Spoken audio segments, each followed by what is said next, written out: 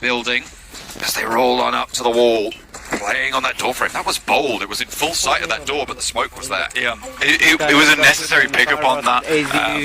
Not clear for Maku, but I think what enables that is Matty getting that Molotov knock, in which case they immediately send a player backwards because they know that they're going to be restabilizing within the building, not likely to going to be challenging any of those doorways. So a very, very smart move there.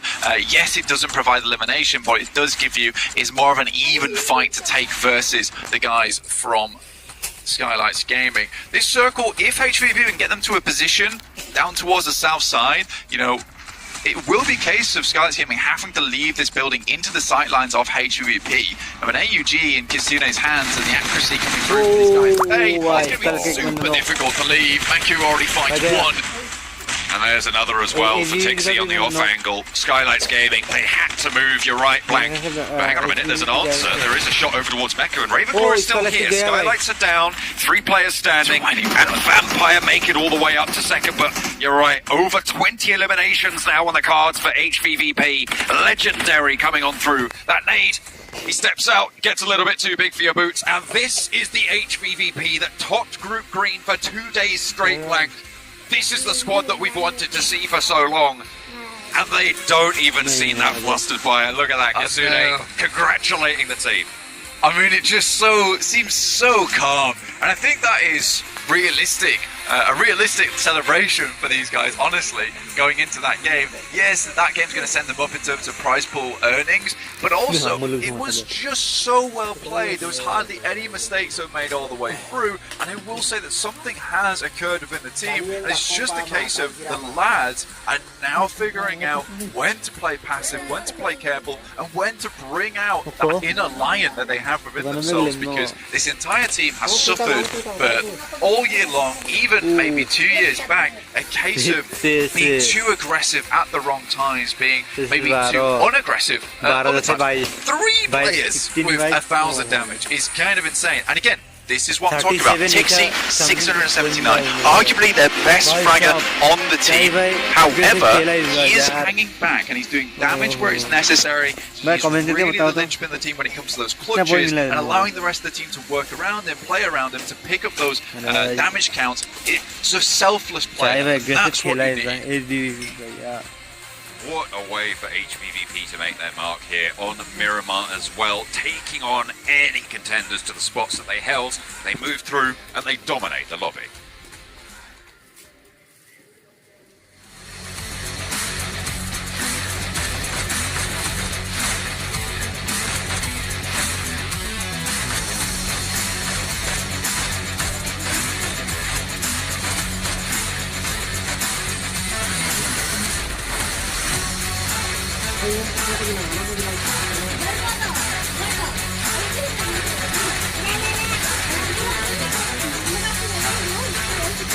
네, 그거를 소화 오늘만 들어가야 되고.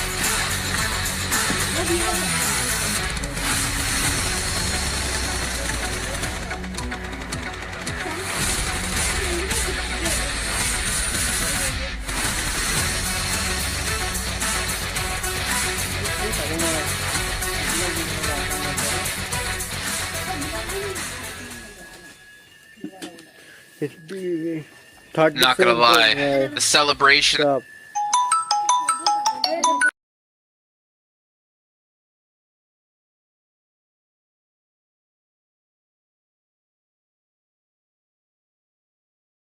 That we're seeing out of HVVP there was a little bit of a letdown, considering they picked up 22 eliminations and first place, 37 points coming in for HVVP, and that almost solidifies them a spot into our last chance, kicking off in 2 days' time. What a phenomenal match out of them. And honestly, Max, man, you were kind of commentating on it as we were watching. That ridge line they were playing was just fantastic. The way they transitioned also from position to position, making sure they're clearing all of the teams in the south, was something of absolute beauty from HVVP. 22 elims.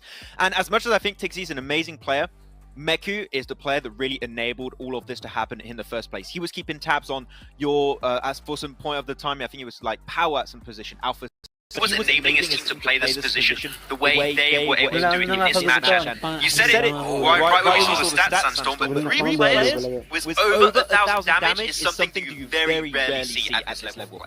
Yeah, about 4,000 damage throughout that game from the entire squad of HVVP, an insane amount of eliminations, and again, just Group Green coming out with pure power in today's game. I do want to point out that yet again, the second game of today, 6 out of the 7 teams eliminated at the start were Group Yellow.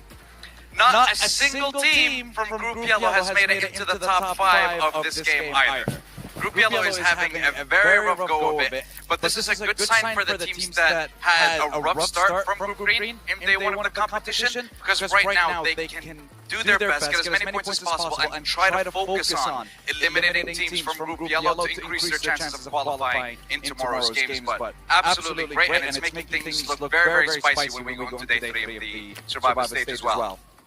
Alright, well, ladies and gentlemen, we're going to head to a short break here. We're getting things ready to go for our third match of the day. But when we do come back, we're going to finish breaking down this record game here at HVVP. And we'll be thrown over to our next match shortly.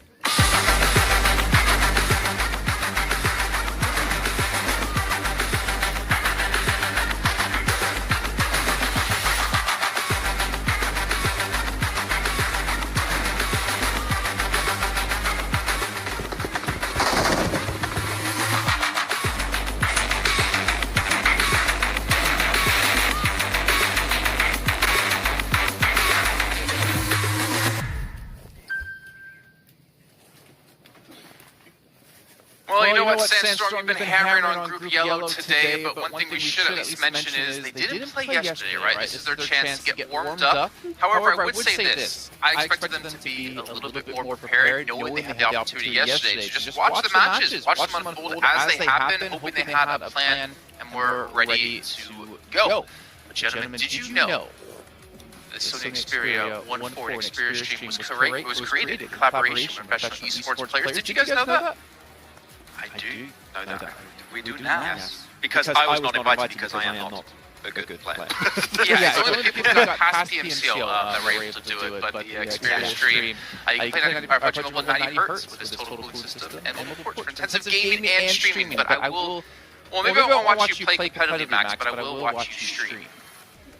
Hey, the last time we played against one another, Jason tried to roll me over with a bug, so I am still scared of it. Well, it's fine though, because I've got Prime Gaming now, so I've got my free PUBG Mobile items in game as well as other premium content to make sure to roll you over next time whenever that is going to happen, and you won't have someone to save you. Though it might be in real life, I don't know. Just follow this game. Yeah. Let's take a look at overall rankings to get an idea of where things do stand here as HVP get that massive result. Do take first place here at 108 points total. However, looking at the list here, we are seeing a couple of teams still holding on. For instance, LGD, who isn't playing today, Titan Gaming isn't playing today, and even Bigatron Red Alien still maintaining a top 12 position at the moment. I'm just looking at the leaderboard. This is absolutely terrifying. I mean, it's just going to be Group Green at the start, and of course in the top half of the leaderboard. Of course, we're still waiting for Group Red's games tomorrow. But the more important one, of course, is going to be the second page, because we're seeing Reject, first team to reach the 16th place, but still, the last 7 spots all belong to Group Yellow. And keep in mind, it's only been 2 games. It's only been 2 games. Power had one good game so far today, and they jumped into the first half, but still. Tem Entertainment, though, I think would be currently the biggest surprise / upset of what we've been seeing, because they sold us absolute like gold into the league stage during Group Yellow. Last place currently, I do expect a comeback coming out from this team, but not the start we were expecting after what they did in their group.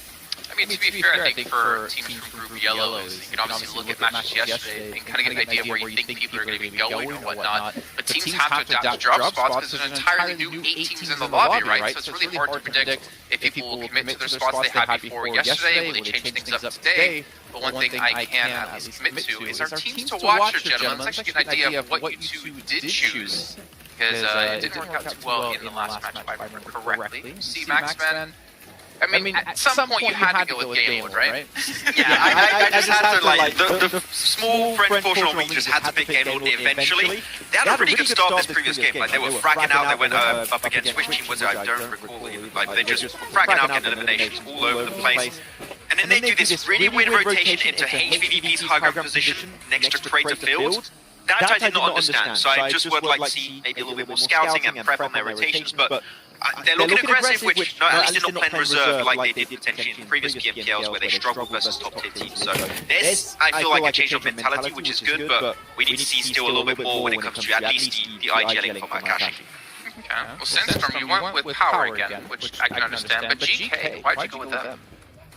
So for GK and for Besiktas, it kind of goes for both. You mentioned that teams are still kind of suffering from hot drops, and it seems to be happening yet again for GK and for Besiktas. The second game that we've seen, and we've seen Besiktas drop with IHC and TEM so far in the games. And then when it comes to GK, they're kind of dropping a little bit further away from their usual POI. So I want to see what they're going to be doing since we're getting to the end of the first half of today's game. Is there going to be a change in that, or what's going to happen? Alright, well, Sandstorm, yesterday I threw this to Maxman to have a chance to do it, but I want to see you throw Torcasters in your best French accent. It is time, ladies and gentlemen. We are going to give it over to Zeke. I don't know where the heck that accent went to, but let's go back to the casters.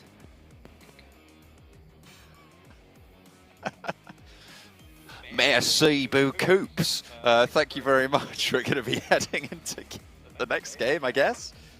With that. Yeah, I suppose. Yeah, we're heading right in there straight away.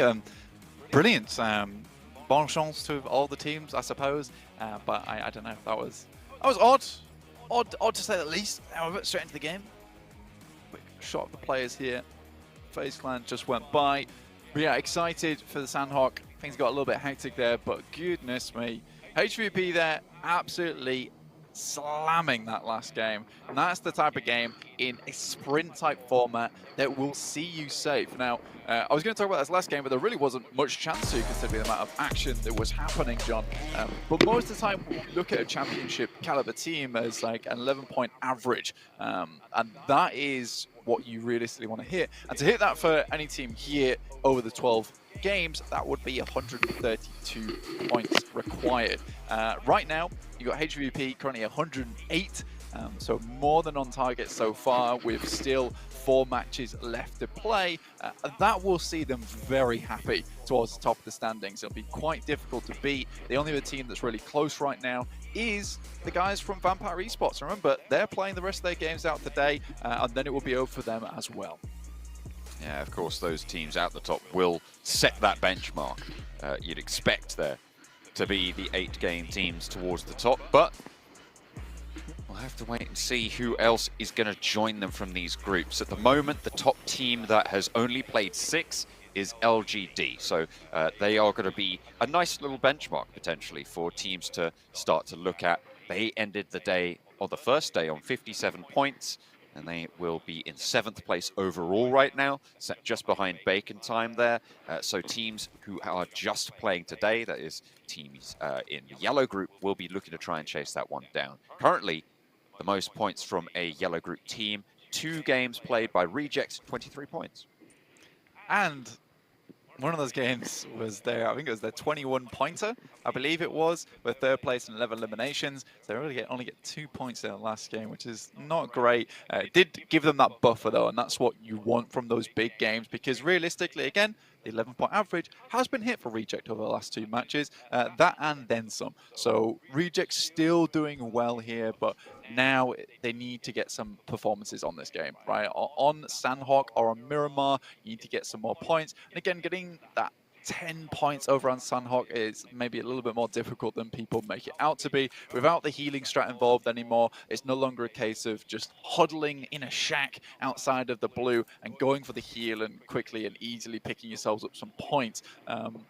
It would be funny at one point, you know, I was waiting for the day where we just saw all 16 teams just sitting on all corners of the map, just healing out towards the end of the game, and it's whoever got the most medkits won. And unfortunately, or fortunately, depends on how you look at it, it has been fixed before that could happen. It's almost made me slightly sad, John.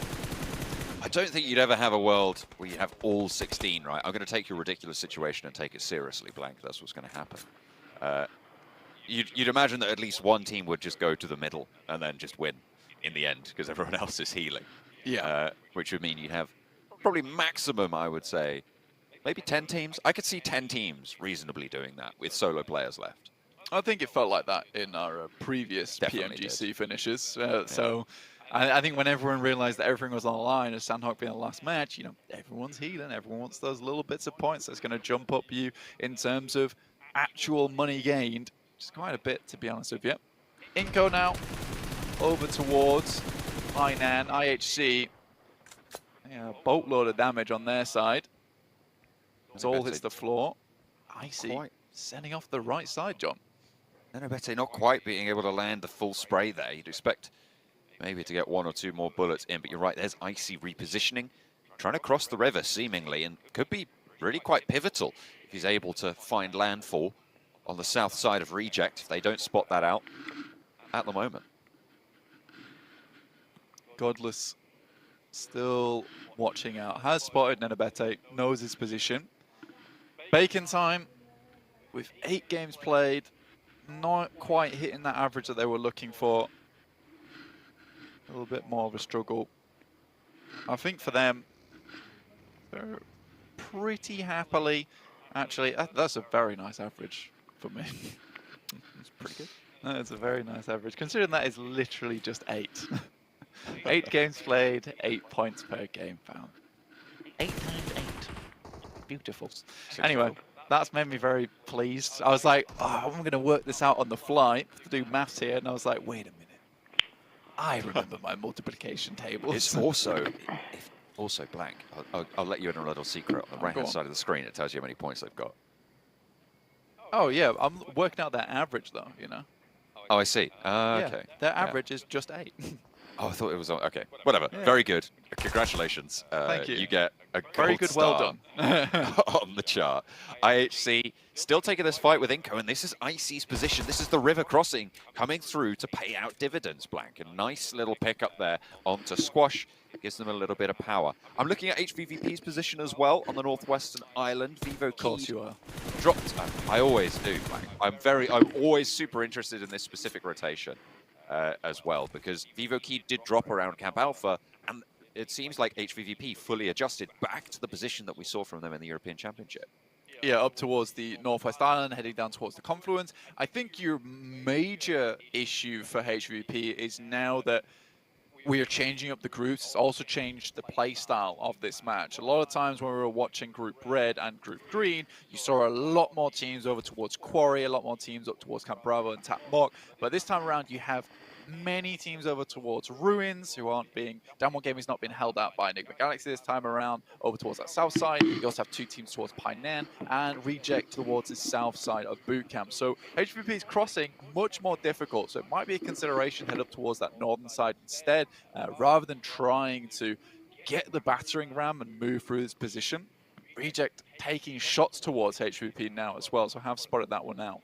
FaZe, it's not going amazingly for them. 16 points so far on their game, but nothing to scoff at. I mean,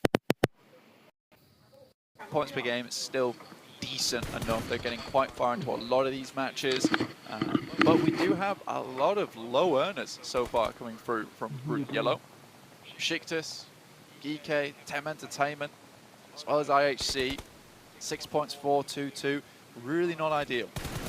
Sure, but then you've got to remember that even after the first couple of games, HVVP were on minimal points. I think they were on about 8 after the first 2 games, and look where they are now. So things can absolutely change for these squads once they find their feet on today, once they get warm.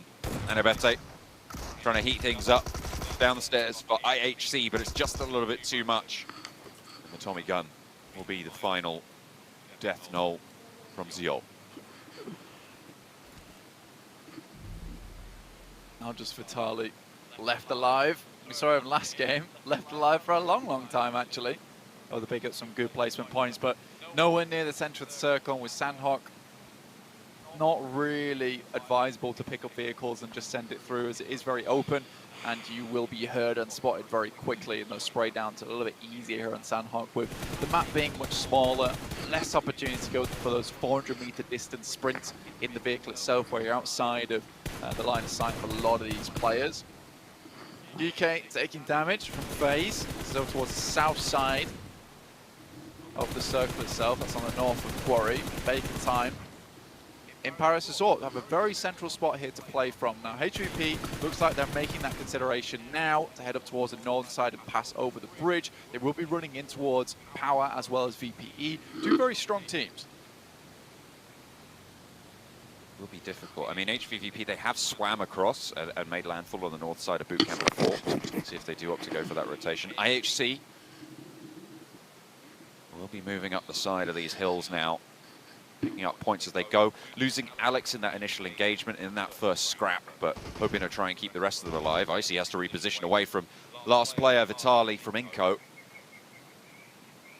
Wants a little bit of revenge, but they're looking to deny him that chance. Reject. They've lost a player now, which is not ideal, but you still play on. You play with 3. South side of boot camp as well. They're going to have to rotate away from this position blank. They're going to have to try and get on up north, potentially going back through boot camp, as long as HVVP or no other teams have moved on into that position. Damwon also in a spot to cause problems here. Yeah, it's waiting in the wings at the moment. For Reject, they should have got a good idea of what's going on in boot camp, but again, there's a lot of these little crossings that can happen throughout the river on the western side, where a team could get into position unbeknownst to you despite scouting it out early. Remember, information that you gained in the past is outdated information, obviously, but it's not always going to be the same scenario when you head back up there. So for Reject, I think because they've been down towards the south side for so long, they're going to have to do some rescouting, but they do find at least a knock over towards IHC, get a little bit of revenge there, and also open up the opportunity to maybe head back up towards that northern side after clearing out this team that has been such a problem behind them for so long. Reject made the conscious decision to rotate from the south of boot camp over to this compound to try and cut out this rotation from IHC. Seems like they've succeeded as well, but in the meantime, Dan want to move through. Hang on a minute, we're over to Geeke, getting absolutely dismantled. Their last duo will fall. That is not going to be good news, but Besiktas pick up the points. Much needed towards the bottom of those tables as well. IHC still very much under pressure here. Last player standing godless against Reject, has got an angle to play against Divine, lands the shots. Will be able to get the heal off at zone 2. IHC out with 4 eliminations, sure, but this early, it's not good news. It's good news for Reject though, honestly. You look at this, and with them being able to get those 3 eliminations, clear out that south side, now they can start moving towards the north with little to no pressure. I think Damwon Gaming might be a problem, but they're over towards boot camp. They're more than likely want to head more central towards in the circle. Vivo Keyed off towards the south side of HVP, coming up behind them at the moment. Matic's keeping a watchful eye on that one. Circle is starting to pick quite hard for them, but they're in the circle now and are quite close to that northern side push. Game Lord slowing things down for themselves. Always playing on this north side. Not many teams over here either, so this is nice for Game Lord. Gives them a lot of opportunity to set themselves up in some good compounds. Currently playing a 2-2. We'll see if they want to regroup or just hold this. Looks like they are going to head back over towards that north side compound and just hold on to Tap Mock where they can. Vampire also going to be really quite pleased with this. They have their pick of the compounds on that north side. See where they opt to go. That junction looking pretty tasty at this stage. I'm sure plenty of teams are going to be looking that way. Vitali is just absolutely a survivor for Inko. He's been doing so much. I mean, we talk a lot about Nenebete from the squad, but Vitali today has been absolutely the standout in the games that we've seen in terms of earning those points for the roster. Vivo Keyed come into conflict with HVVP and at an inopportune time as well. They've just come out of the blue zone after having been in there for quite a long time. It leaves them low and forced to heal out, and that's going to leave HVVP free to get a lot of rotations done. Shots around the side, and the nade is there, coming in for an excellent backup. Diego tries to do a little bit of work, but can't quite find it. Matic has been taken down, hang on a minute, in the meantime, so leaves HVVP on 3, but it's only Cielo from Vivo Keyed on the west side now. Yeah, I mean, HVP being able to take that out, and that is what happens when HVP are able to keep watching behind them. They're maintaining that presence, maintaining that idea that, you know, there might be a team on our backside. We're going to keep that under control. 3 eliminations now found for them. Sure, they're down to 3 players, but they should be able to get up towards Tap Mock side. Damwon are heading up their way, though. That will be something that might be a little bit scary. If they can get the full squad wipe onto them, though, it would be a nice little refresh on the gear. But Damwon has been still looking very good throughout these games. Maybe for HVP, it's a little bit too late for them, as they have been slowed down a lot. Couldn't quite decide whether to head down towards the south or up towards the north. This is just because of this rotating lobby. It's difficult to make those decisions on the day, especially when you only play this map once. Bacon time, taking a knock, but should be somewhat resible. The smokes have popped, so they are going to try and commit for a rotation over that way towards ice. Actually, they might be left out. I mean, it is in a really, really difficult spot. Going to have to lay down some covering fire to suppress those positions to allow the crawl back. Won't be allowed, though, as Victor gets the final dink. Leaves Bacon time down to just 3 players in a central compound, so we'll see how much further they can jump on up. Moved out of Paris Resort nice and early. Headed towards Game Lord's previous compound where I think Robs and Victor were playing, so it was a good idea for them to actually move towards that northern compound early on. Gave them a very central spot for this next circle. It's even better for them. So this is a really good opportunity now for Game Lord. And again, I've said this so many times in the past, use that exact phrase, and Game Lord have dropped the ball, so now it's time for them to prove themselves once again that they can hold onto these central spots, that they can strike out a little bit more gumption than we saw from them. Duello, just about makes it in. On the moped. We'll be able to get a heal off. Only the 1 first aid. We'll invest it here instead of going for those bandages and letting the stim tick it up. I suppose you just want to get as close as you can. With Tem Entertainment on your south side as a 4-player squad, it's going to be very, very tricky to get too much further. That send away, the reject. Actually, hang on a minute, Duello's all the way over on the other side. HVVP in the meantime, up against Damwon. A lovely little spray there from Meku. 3 players from HVVP, bringing Damwon to task on 4. They're going to blink those away. Tixi claims that one. Sung up on the top as well. Kitsune peppering Damwon. Having their bell rung right now, Blank. Yeah, I mean, it's 2 players left at full HP for Damwon. Really good sight on the cross there. The guys on HVP, and now they're just sending even further forward. Nima goes down to A7, trying to keep themselves in the running here with 71 points. Osal struggling. I think there's 2 players on either side of him. It's a good first nade, which will get the knock. Meku rezzing out in the open. This is terrible news for them. Oh, that's really, really unfortunate. I don't think they knew Osal was there. They wouldn't have moved up into nade range like that. Tixi didn't peek back. They didn't see that nade coming through. But then, yeah, the heal attempt on Meku. Really the most disastrous part of that. 4 eliminations for HVVP, but they really dropped the ball on what seemed like a 1 fight for them. Well, a little bit too hard on that one, I think. If that's for HVP, sometimes those old habits do die hard themselves. Kitsune might be able to get Tixi back on his feet, potentially. With the entirety of Damwon looking your way, maybe unlikely. I think the saving grace for HVP at the moment is that Power also has eyes on over towards Damwon, looking to push into this one. He's on the flank. Tixi still crawling back. Kitsune by the rock, burns out 1 from Damwon.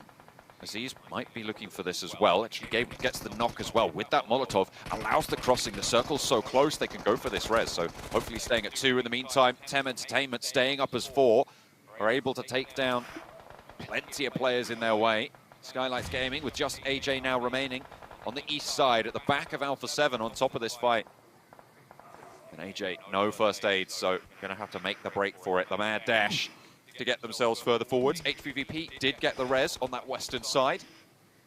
They'll be looking to shunt in a little bit further. 12th place elimination for Skylights Gaming. Actually get a knock over towards VPE as well, over towards the east. Bit of a bold play there. See that, down 1, taking shots down towards them. I think HVP is certainly lacking in terms of medication at the moment. I don't think they have very much stims, very much meds to work with. Keep themselves in the fight. Desperately needed that resupply coming through from down 1, but the fight is taking too long and it was not clear cut come through at the start. The team, there is another rock for him to play around and nade towards the backlines from Carrillo. Sees the knock over onto Zessi in the meantime. Tem taking the run up over towards Bacon Time. Have been holding this compound for a while now, but it's just Bevy remaining. It's Alpha 7 and Besiktas continue to clash. Peace takes a knee.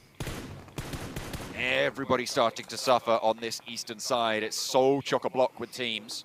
The West had their time. It's first Besiktas to fall down in 11th. They have really not had a good day today whatsoever. Again, another game. 4 eliminations, not too bad. We'll set their point scoring up just a little bit. Style sees FaZe. Ventura's not likely to get away with that, but they have to leave still. Blue starting to catch up towards them. Now HVP move out into an open zone versus down 1. And down 1 did a really good job to restabilize on that fight. Fortunately, Kitsune immediately finds Osal. Now looks to finish the fight here versus them. Reject eliminated, Alpha 7 eliminated. Teams are starting to fall. Tem Entertainment probably pretty soon for it as well.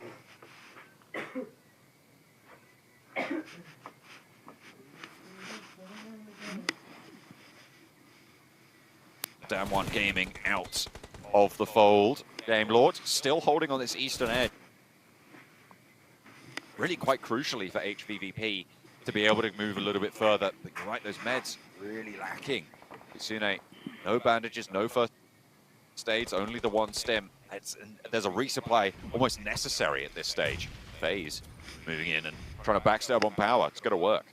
Yeah, Silhouette both was knocks that HVP were able to pick up, but luckily for them, now it's just 1 player from power remaining in front of them. Like you said, no utility, no nothing left for HVP. They need some of these loot crates to come their way, but it's such a far run for them. FaZe, 2 players, 1 player extremely low. This is really just a battle of attrition at this point in time. Bacon Time make the cross up towards some hard cover. Tony K has eyes on. Not able to quite finish off the players. Close to Game Lord as well on that position on the push from Bacon Time. Player down on the front, but there's only 2 of them remaining now. And moving as a duo really hard on this terrain. Game Lord playing a 2-2 split right now. With that knockdown on the south side, they were able to get that res. Nade over the top finds Akashi. Now it's just Victor on this forefront position. And nade over towards Shirty gets the flush, however. And there's only 2 players for Victor to worry about. Nade over the top might be good. If it's able to land, it could get the flush, if nothing else. Robs is being taken down by Vampire on the north side as well. And Game Lord seemingly spreading themselves too thin, Blank. Yeah, trying to take a fight on too many fronts at the moment. Robs moves up with the DBS, gets at least 1, but immediately returns in kind. Fight fire with fire, DBS with DBS. Style gets himself a nice grenade elimination, but Vampire Esports looking set to take a very dominant position in this game. Power, Aziz currently on prone. HVP behind him. It looks like he's looking up towards that position. MR5 by himself below. Really 2 contenders for this one. Tony K finds 1. It's good news. Bacon has to move up here. Styles down. Now Noise, the only one left alive. Good shots over towards Kitsune. Should keep him under pressure. Blue most likely will do the rest of the damage. Tony nades over the top, still looking for Noise, but that Vector just pours out so many bullets so rapidly. It's very, very difficult to get a good challenge away with, especially when you're the solo player. Nade around the side, doesn't quite find the damage. Tony K looks for the challenge, but there's the Vector. barking through the hills. Will be able to take down player from FaZe. There's a good knock. Power still on a solo. Kitsune did go down in the meantime, so it's just Tixie, and he'll have to move further. Vampire move on over, and they're looking to start to establish control here on the northern side. Shots over to Tixie are good. We'll find Aziz first, however, bringing them up in 5th place, so not a bad finish for HVVP by any stretch of the imagination, but now it's Vampire's game to lose. Only 3 solos left for them to find, and the first is to fall. It's MR5 from FaZe. Yeah, one of the most incredible Thai teams coming through here is VPE. Really enjoyable team to watch, super aggressive, and really knows where to put the hurt in. I think they're one of these teams that looks like they have been playing together for such a long time. Incredible synergy coming through from all of them. Schweppes is going to finish this one up here, sweep the final player aside, but Narvalo making it all the way to the end. Looked like it could have been good for Game Lord, but still getting a 2nd place. Very, very decent overall for Game Lord, and they'll be happy with that. 2nd place, 12 points with eliminations they found early. This is good news. Better news, in fact, though, for VPE, able to turn up the point scoring potential, which really puts them again in a safe position up there with HVVP, who similarly were able to get a good game there on Sandhawk from quite a tough position. Yeah, I think they had, what, at the end, about 6 eliminations. They finished up in, I think it was around 5th place as well, so a decent chunk of points. Vampire might be looking to put a dent into that, but it was a fairly low elimination game on the most part. I think they only managed to get around 6 as well, so those ladder ups will keep them, as you say, in contest. You can see here, Bacon Time really didn't have to move very far at all, currently sitting up towards Parish Resort. Game Lord, though, a much better game from them. I'm very pleased with this one. They moved quite far to get into position, and may do a bit. Vampire Esports, though, the real star of the show. Absolutely. Look at that, though. 3 Thai teams on the teams to watch page here. FaZe making it late. Bacon Time and Vampire all putting in work, but Game Lord with a good showing for the first time as well in this tournament.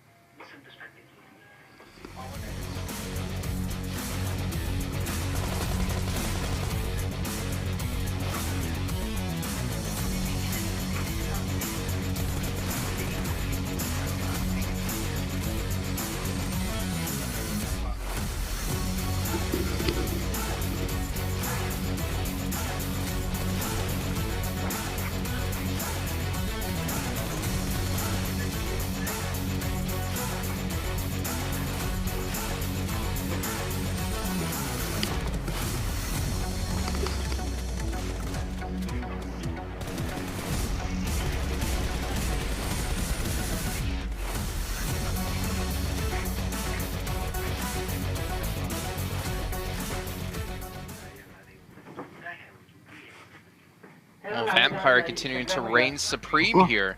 23 points coming through, not that many eliminations, however, playing the situations out to perfection. Capitalizing off the Game Lord fighting over towards their southeast up against Bacon Time, who ended up finishing at 17 points. But Game Lord 16 points, not bad here out of the team that we didn't really expect too much out of, or we didn't really know what to expect out of them, I guess I should say. I gotta say, compared to the previous game, the eye gelling and the position they held onto was just a great performance overall. I agree with Blank. I think that this is the Game Lord we would like to see.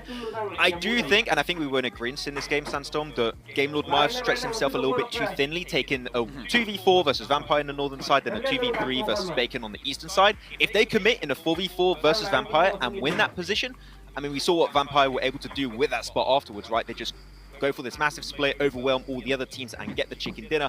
The potential was there, but I want to see, Game Lord sometimes just regroup to take those fights for long.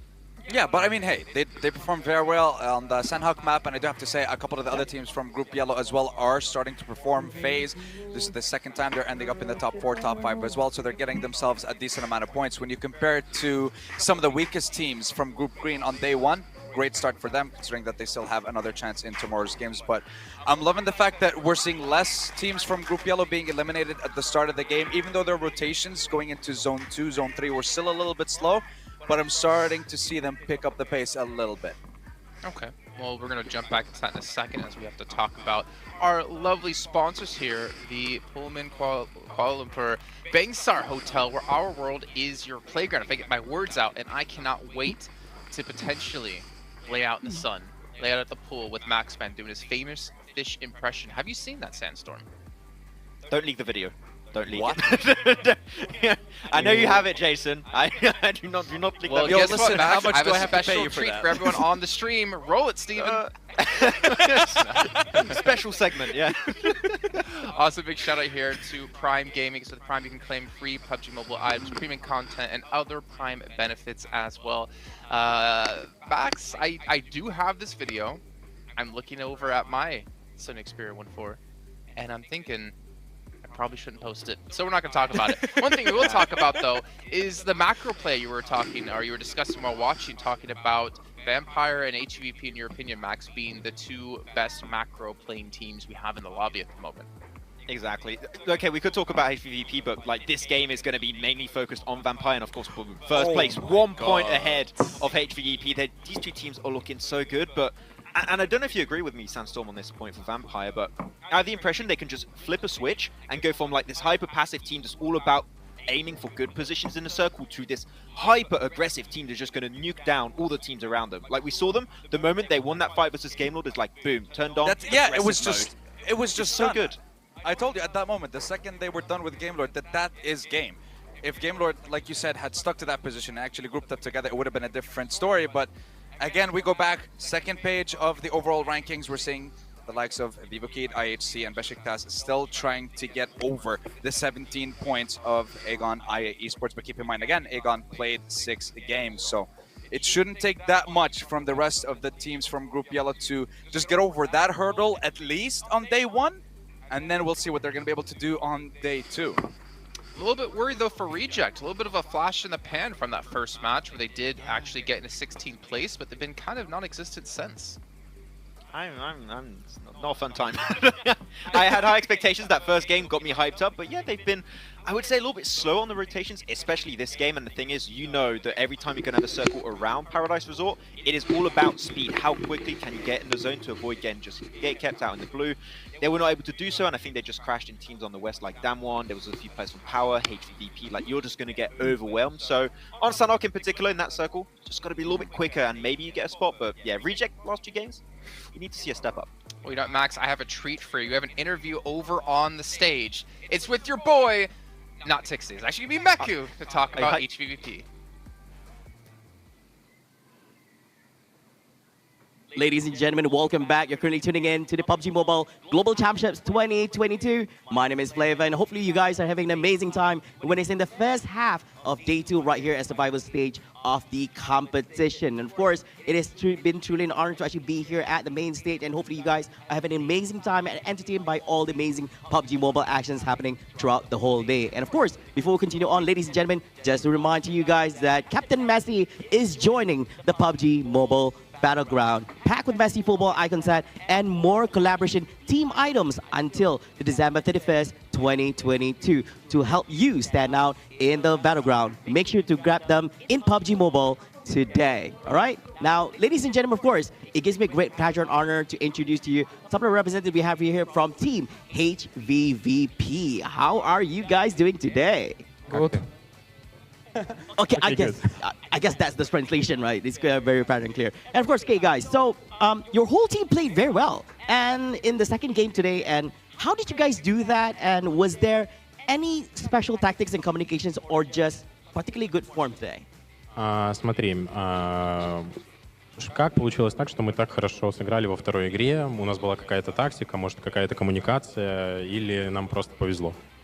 Это была наша домашняя зона, мы просто отконтролили круг, потом закрыли край и выиграли игру. Yeah, so it was our home zone, and we basically just controlled like the whole our side and won the game after that. Yeah, very confident. Based on the response itself, I believe that they kind of knew what they were doing throughout the whole day, and it is a brand new HVVP we're looking at right here today. And of course, final question here is that what do you guys need to focus on to keep the ranking in the top today itself? And what do you think is the most important for the following games, the next 3 games that we're about to witness? Смотри, что нам нужно делать, чтобы остаться в топе в течение 3 следующих игр? Думаю, что продолжить играть так же агрессивно и до конца дня постараться играть стабильно, и тогда мы закончим на первом месте. Basically, we need to play as aggressive as we used to play today and try to be confident in getting points in all the next games, and so we will be the top 1 at the end of the day, basically.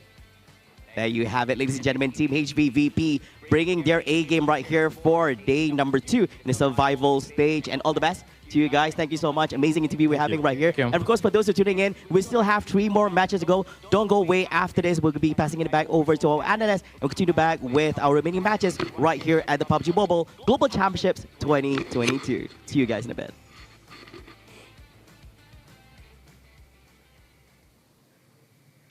Okay, I do have confirmation from production that we are each being sent one of those sweet swagger outfits. However, Max Bands is going to be made entirely out of denim. I already got that. I would like a skin with full denim actually in the game. Does that exist already? I'll have to see. I mean, I'm probably not going to pull it anyways because my luck is just horrendous, but I would like it. We'll think about it. We'll think about it for the finals. Maybe we can somehow fit you out in the denim tuxedo. But teams to watch. Who did you guys go with here going into match number 4? We're actually already past the halfway point of the day. Vampire. It's kind of a cop-out decision there, Max, to be fair. Yeah. It really is. It really is. But I'm going to talk about the other 2 teams I picked then. Damwon, I gotta say, completely different approach and playstyle we saw from yesterday. Like, they seem a lot more passive, and I think like they're struggling to take these fights. So, no, Damwon slowly been falling off actually throughout today. So, just making sure they're still going to be in a safe position. But as we said, Group Green are not playing anymore after today. So you want to just be as safe as you possibly can after these next 3 matches. So Damwon, I want to see maybe just a little bit of a step up in these next 3 games. It's a good point, actually, focusing on teams that will have no matches left to play after we're done today. We can see Sandstorm going with Bacon Time and HVVP when it comes to that, but also Power mixed in yet again. I mean, one thing we do know about you, Sandstorm, is your consistency in your picks, even if the team is doing horribly, though Power isn't necessarily doing that bad. Talk me through your picks. Yeah, I mean, look, Power, 100%. They were doing horribly on day 1 of the survival stage, but complete change, comparing them to the likes of Damwon. They start to slide down, but Power are starting to climb back up slowly but surely here. The 3 games that we've had, they've constantly been able to get themselves some placement points, so very good for them. HVVP, there's no need to talk about them. They're trying to fight for that first place between them and Vampire, and it's just deadly, 1 point difference. I want to keep looking at that and seeing if it's going to change.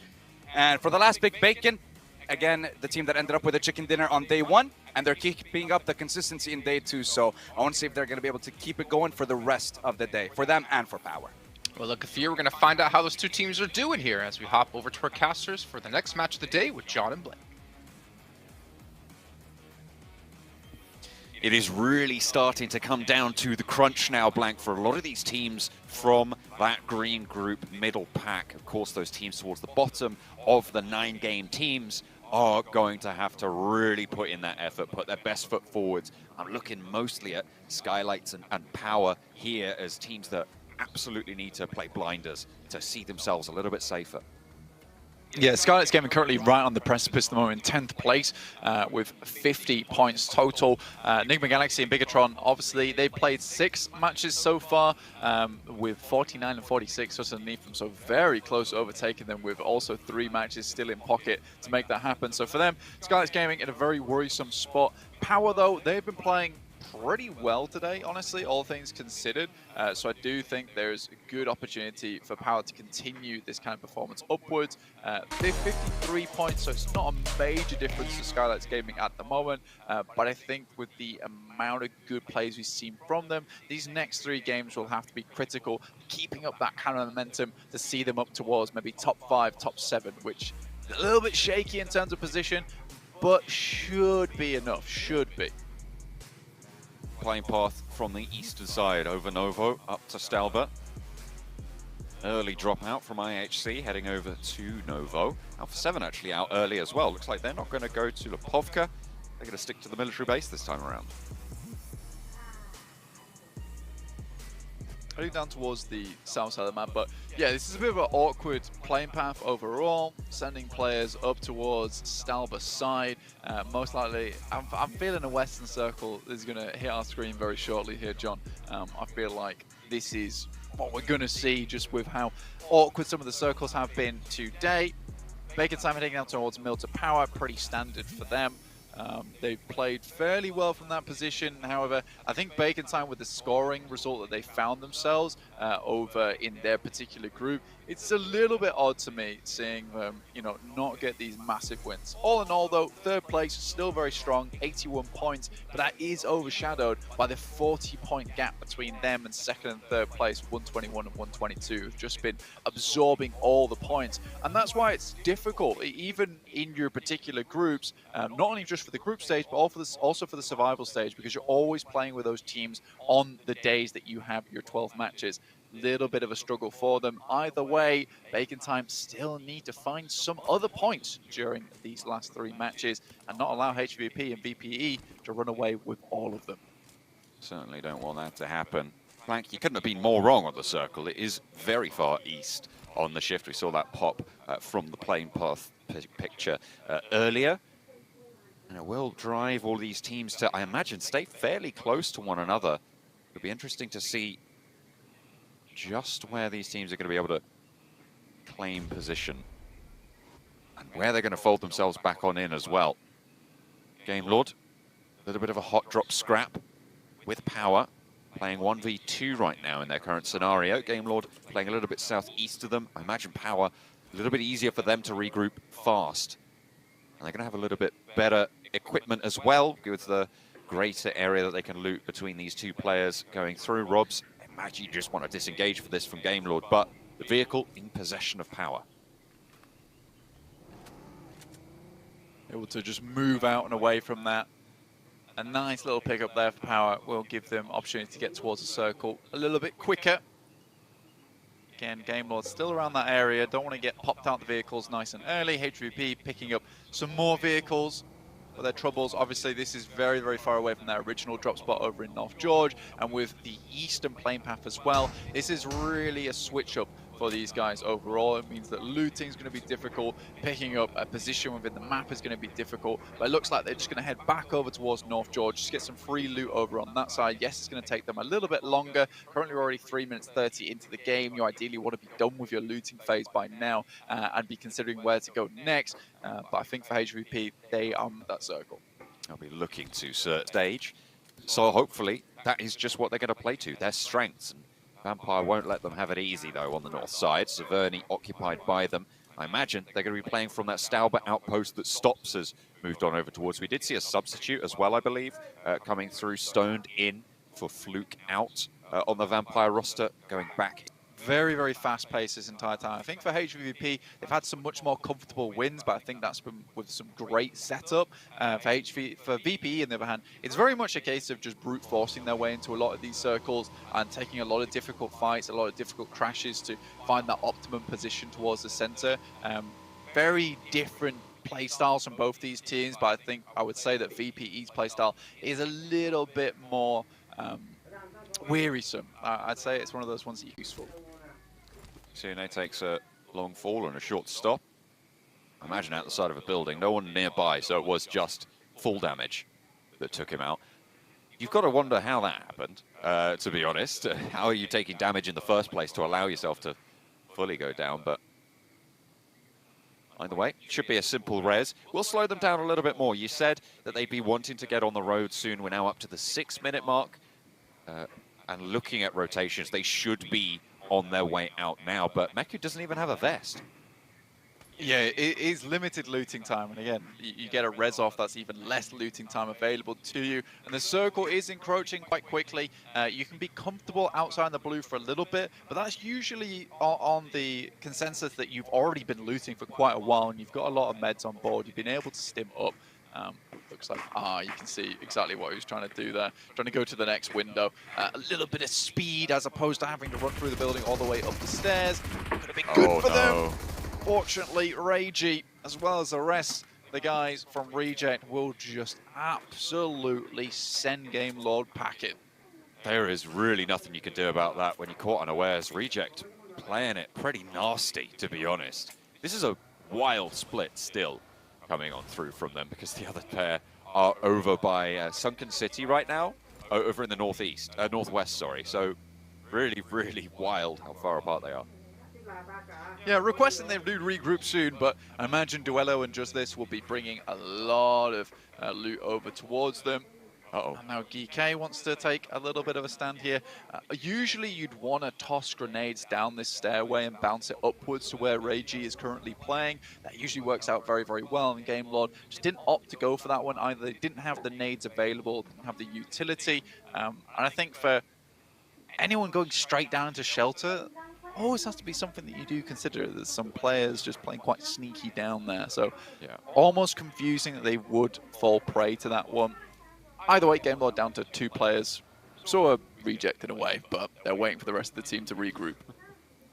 Could be interesting. I mean, those death crates will absolutely give the game away that there's been scraps over down there, so they'll know there are players down there, certainly, for GK. But looks like they don't want to push in. And why would you, really? As long as you can control that exit, it's very, very hard to push out of it. Yeah, you can even prop vehicles inside the entrance, making it very difficult for anyone who's underneath to actually leave. Again, you've got to be careful, though, moving down those stairs so you don't get shot at. I think the UAZ is probably best for that kind of option. Because this does finally make his way over the rest of his team as well. And they have either side covered. They do, certainly. I mean, this is nice. It gives Reject that way out as well. That is a hard shift, Blank. Very, very hard over the east side. Keeps, I would say, probably about 50% of the circle is playable at this stage. In this early of a circle, that's going to really cause a lot of problems. With the plane path as it was, teams are already close by to one another. So I imagine that team number is going to drop fairly soon. Yeah, and you even have probably less than that available, considering no one's really going to be heading down towards Mill to Power this early on. So there's just this bearish edge on the side. So you're looking at maybe like 40% realistically. It's very upsetting. Uh-oh.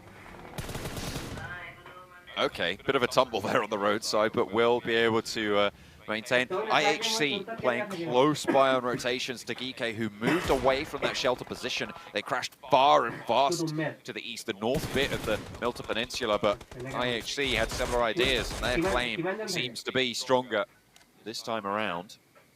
Shots starting to ring on out Alex. Looking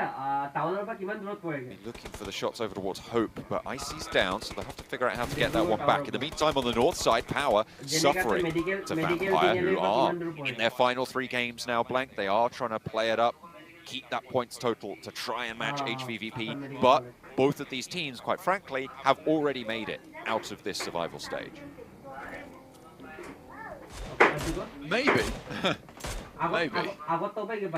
You wonder how far they can actually go. I mean, there is a lot of opportunity for other teams to jump up over that 53-point margin. I mean, you already have a few of these teams underneath, Reject, FaZe, Game Lord, all on track to get towards 50 points by the end of the day, sending Power even further down the lobby. It is a little bit scary if you Skylights. I mean, a lot of this has happened just purely because of VPE and HVP able to be this point sponge towards the top of the lobby. I mean, that's pretty much 80 points overside, you know, that 40-point barrier between them and third place that has been almost sucked away from the rest of anyone in Group Green, which does make things incredibly difficult for them. And in a way, you almost feel sorry for Group Green in a way that they have these 2 powerhouses in them that head towards the survival stage alongside. But if you want to make it towards that last chance, you eliminate as much of the competition as possible that you can. HVP and VPE certainly have been doing that. They've been really on a tear as well.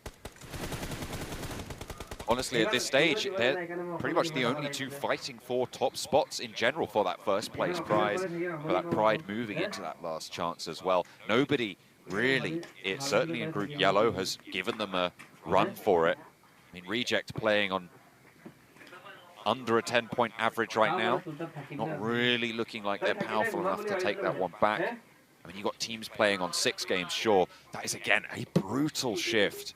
That takes it all the way over Lipovka. And it is still, that's like 30% playable right now, Blank. Yeah, Lipovka held by Bacon time. He moved up from Mill to Power. You wonder if they took a boat to get into this position. Gike over towards their south. There really is not a lot of spots available here.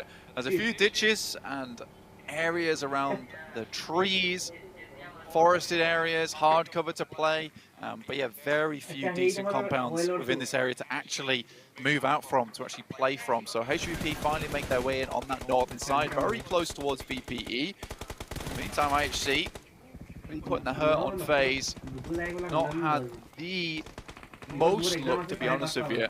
I think they've still played good, everything considered. It's difficult to move on these hills now. Still 16 teams alive. I'm surprised that we've come this far with this many teams. But they are starting to bleed out. Game Lord down to 2, EK down to 2, Reject looking like they're going to be on 2 very, very soon. Power as well, FaZe. All of these teams losing players and a little bit of momentum. Vampire even losing a player on that north edge. Trying to keep themselves in it. They are in the circle for now, but I have to push further forwards in the next. FaZe down to 2 players. Again, all things considered, with them losing players so early on in most of these games, they have still done a good job to keep that point scoring average up, which is good to see from them. I mean, 29 points is nothing to scoff at. Reject similarly with 29 points as well. But again, you got to remember that Reject, the majority of their points came from their first game with 21. They really have not added to that very much throughout the rest of the day. Game Lord also a decent-ish showing, 26 points. This feels a little bit more of a consistent scoring from Game Lord, but it's not quite enough to shoot them towards the top of the tables. And you're looking around about 100 points if they keep up this pace throughout the rest of the tournament.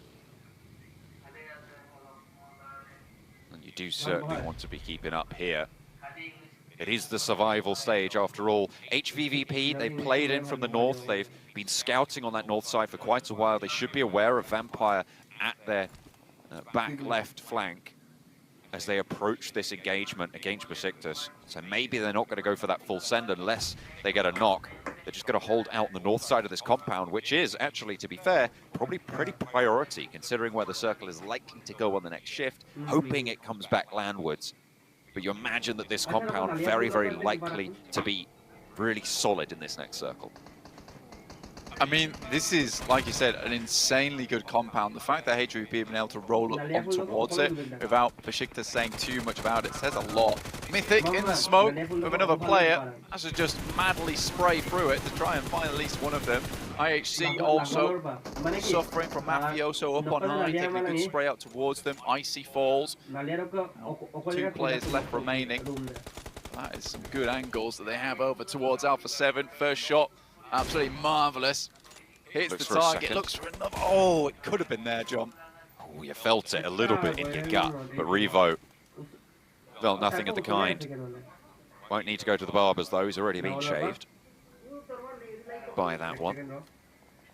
Not quite going to catch it, fortunately. Circle does pop. Comes a little bit back to the land.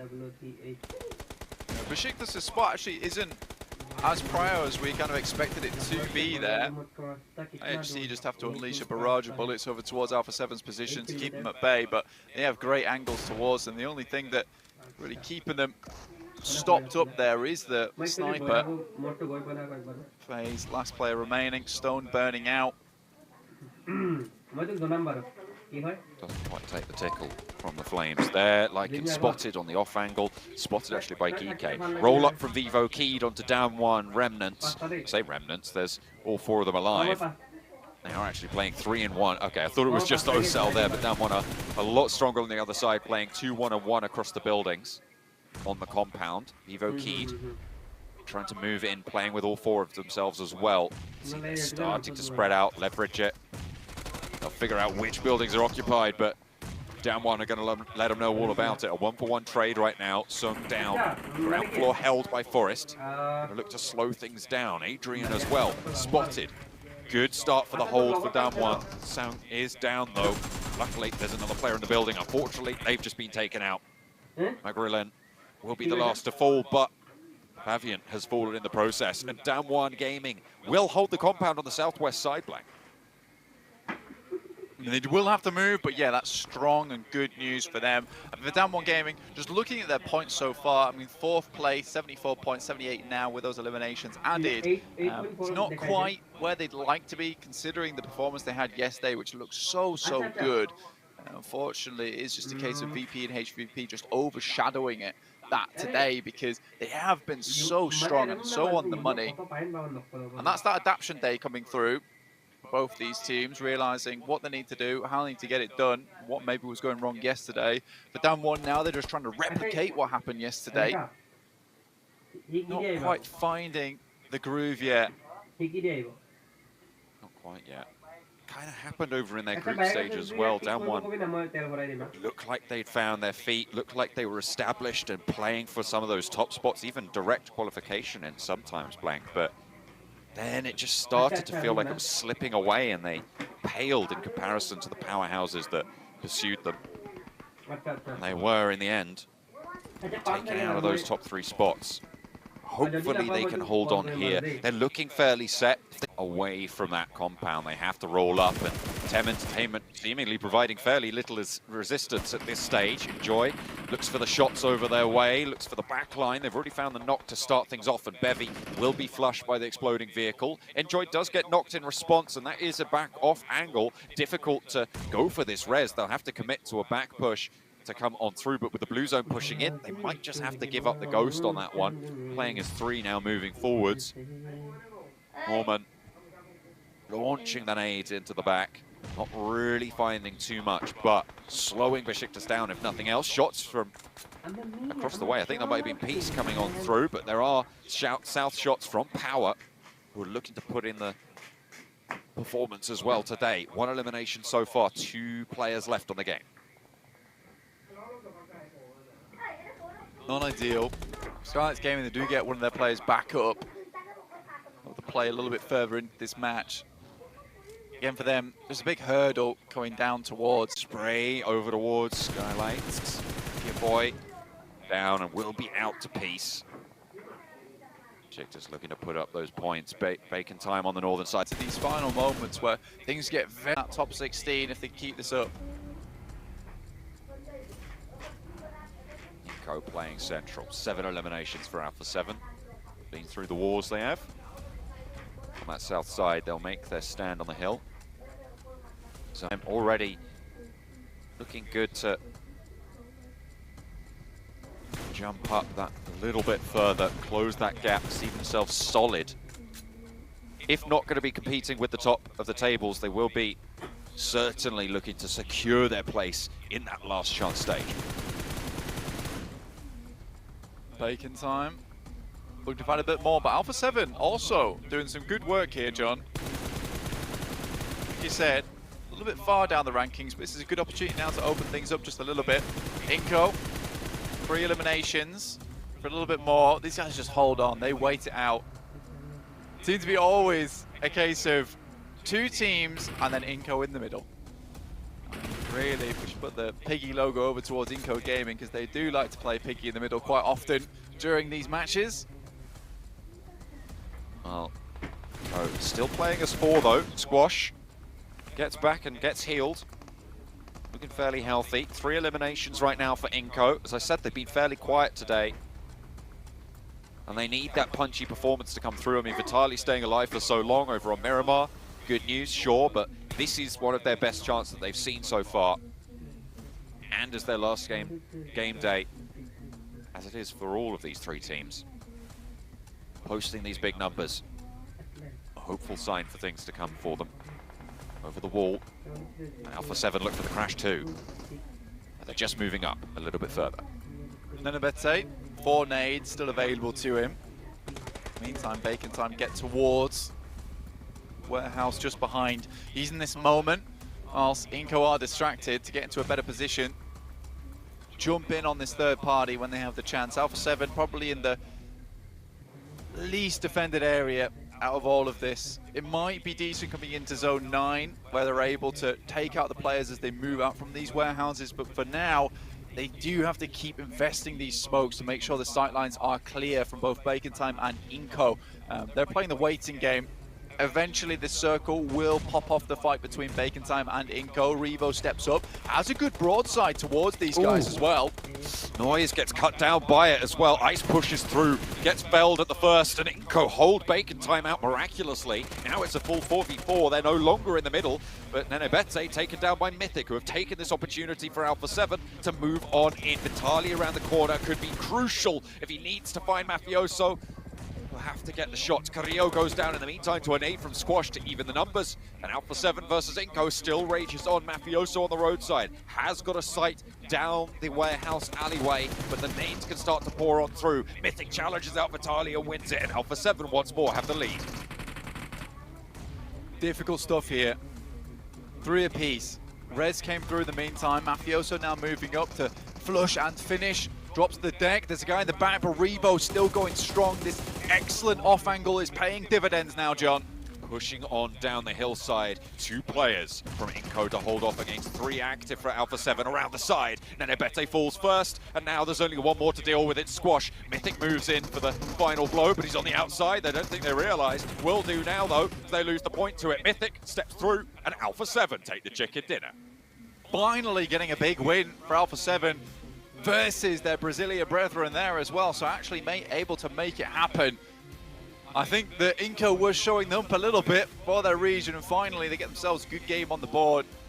Cracking spot there from Revo at the end. Honestly, he was such a playmaker over the Americas Championship and the PMPL overall, and it's been a bit weird not seeing him light up as much as we saw him do there. And finally, he gets that incredible spot, which takes down the majority of the guys coming through from Bacon Time. Yes, Inco were able to pick up most of the points for it, but if it wasn't for Revo, you know, they would not have been so low. The speed at which Bacon Time went down was just because of the amount of bullets that they suffered from Revo on that off angle. And not only that, Alpha 7 capitalized perfectly on exactly that push. They slowed Bacon Time down, forced Inco to deal with it on their own, and then the rest of the team just moved on up, and it was the vice grip that took down the lobby. Very, very well done. Look at that, 15,000 meters as well. Actually traveled during that game to get into position. Not an easy journey for Alpha 7, coming down all the way in Sosnovka, swinging up and around, trying to find themselves a position on that map. I really did have to fight tooth and nail to get that one. Projectus as well with a blaster of a game. I think they got 11 eliminations total. They went down a little bit early maybe for their liking, but at the bottom of the tables, you take those points. A lot of good performances, but in the end, Alpha 7 fight their way to the chicken dinner.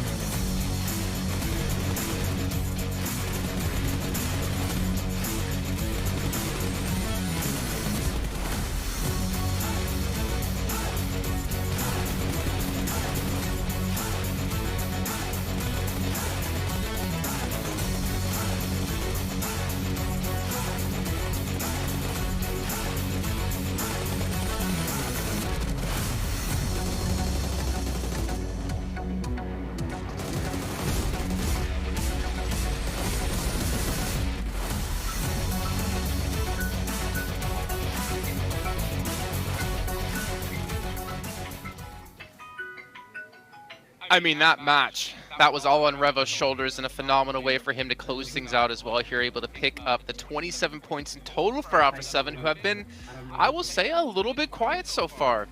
A great finish and a great capitalization as well onto Inco, who I think we all kind of agree, who played actually really well considering the situation they were in with Bacon Time behind them, Alpha 7 in front of them. It's hard to fight a battle on 2 different fronts. I think that Jondra in their game said like the limit that teams are kind of aiming for to make in top 16 is around, what, 70 points? They were at 76 points before this. This is the one that's just assuring their spot in the top 16 to make it to the last chance. So Alpha 7 are looking amazing. But as you said, Revo, this guy goes to the other side of the road solo, clears himself a little bit of an area so he can just play behind that car, play behind the rock, and he just smokes all the information away from Inco so they cannot stop the cross from happening from Alpha 7. True MVP of this game, and 6 limbs on the board. Like, he really enabled his team to steal the game away. Yeah, but another team that kind of really showed what they're made of is Besiktas. These guys managed to get, what, 9-10 eliminations by the end of the game. They got a decent placement as well. That is a massive, massive boost to their points so far, especially coming into the, or going into the 5th game very soon. This is the kind of boost that they needed to boost their morale, to get themselves ready for the end of the day and put themselves in a position that would allow them to qualify in tomorrow's games. And I do have to point out, once again, there is yet to be a chicken dinner for Group Yellow. Group Green have so far taken every single chicken dinner today, and they've taken 4 out of the 6 yesterday as well. Is it just going to be a green day?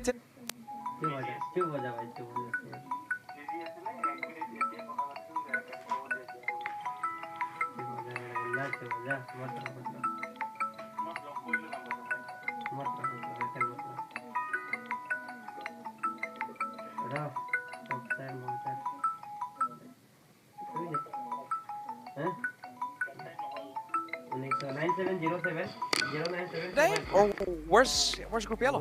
What's going on? I'm feeling some hatred towards Group Yellow here. I don't know if you're feeling it as well, Max. Hey, I don't know. What have they done to you, Sandstorm? Like, come on. It's not. It's trying. just to show. It's just to show like why Group Green is the group of death and just how strong the group is and how difficult it was for teams to even just make it out to the grand finals. And you can see how still tough it is during the survival stage. So what's going to happen when we get to the last chance? It's going to get even more difficult for these teams. Okay, well, we'll continue to discuss this.